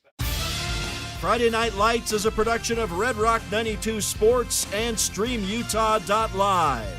Tonight's broadcast was brought to you by Anderson Oliver Title Insurance Agency, San Juan Building Supply, Blue Mountain Foods, Bradford Tire, Desert Rivers Credit Union, San Juan School District Adult Education, Diamond Propane, Four Corners Homes, Countywide Realty, Knowles Home Furnishings, Lee Collision Repair and Restoration, Creative Floors, Monson's Quality Meat Processing, Soil Four Corners, Holiday Construction, San Juan Health, Crowley Construction, Northern Electric, San Juan Insurance, Dependable Auto Repair, Precision Rehab, Red Mechanical, San Juan School District CTE Programs, Diamond Designs, Blue Mountain Hospital, Energy Fuels, San Juan Public Health, Rocky Mountain Home Care, Emory Telecom, Red's Ace Hardware, Canyonlands Tire, Empire Electric, Flights Gymnastics, Utah Navajo Health System, Utah State University Blanding, San Juan Pharmacy, Four Corners Regional Care Center, Jones and DeMille Engineering,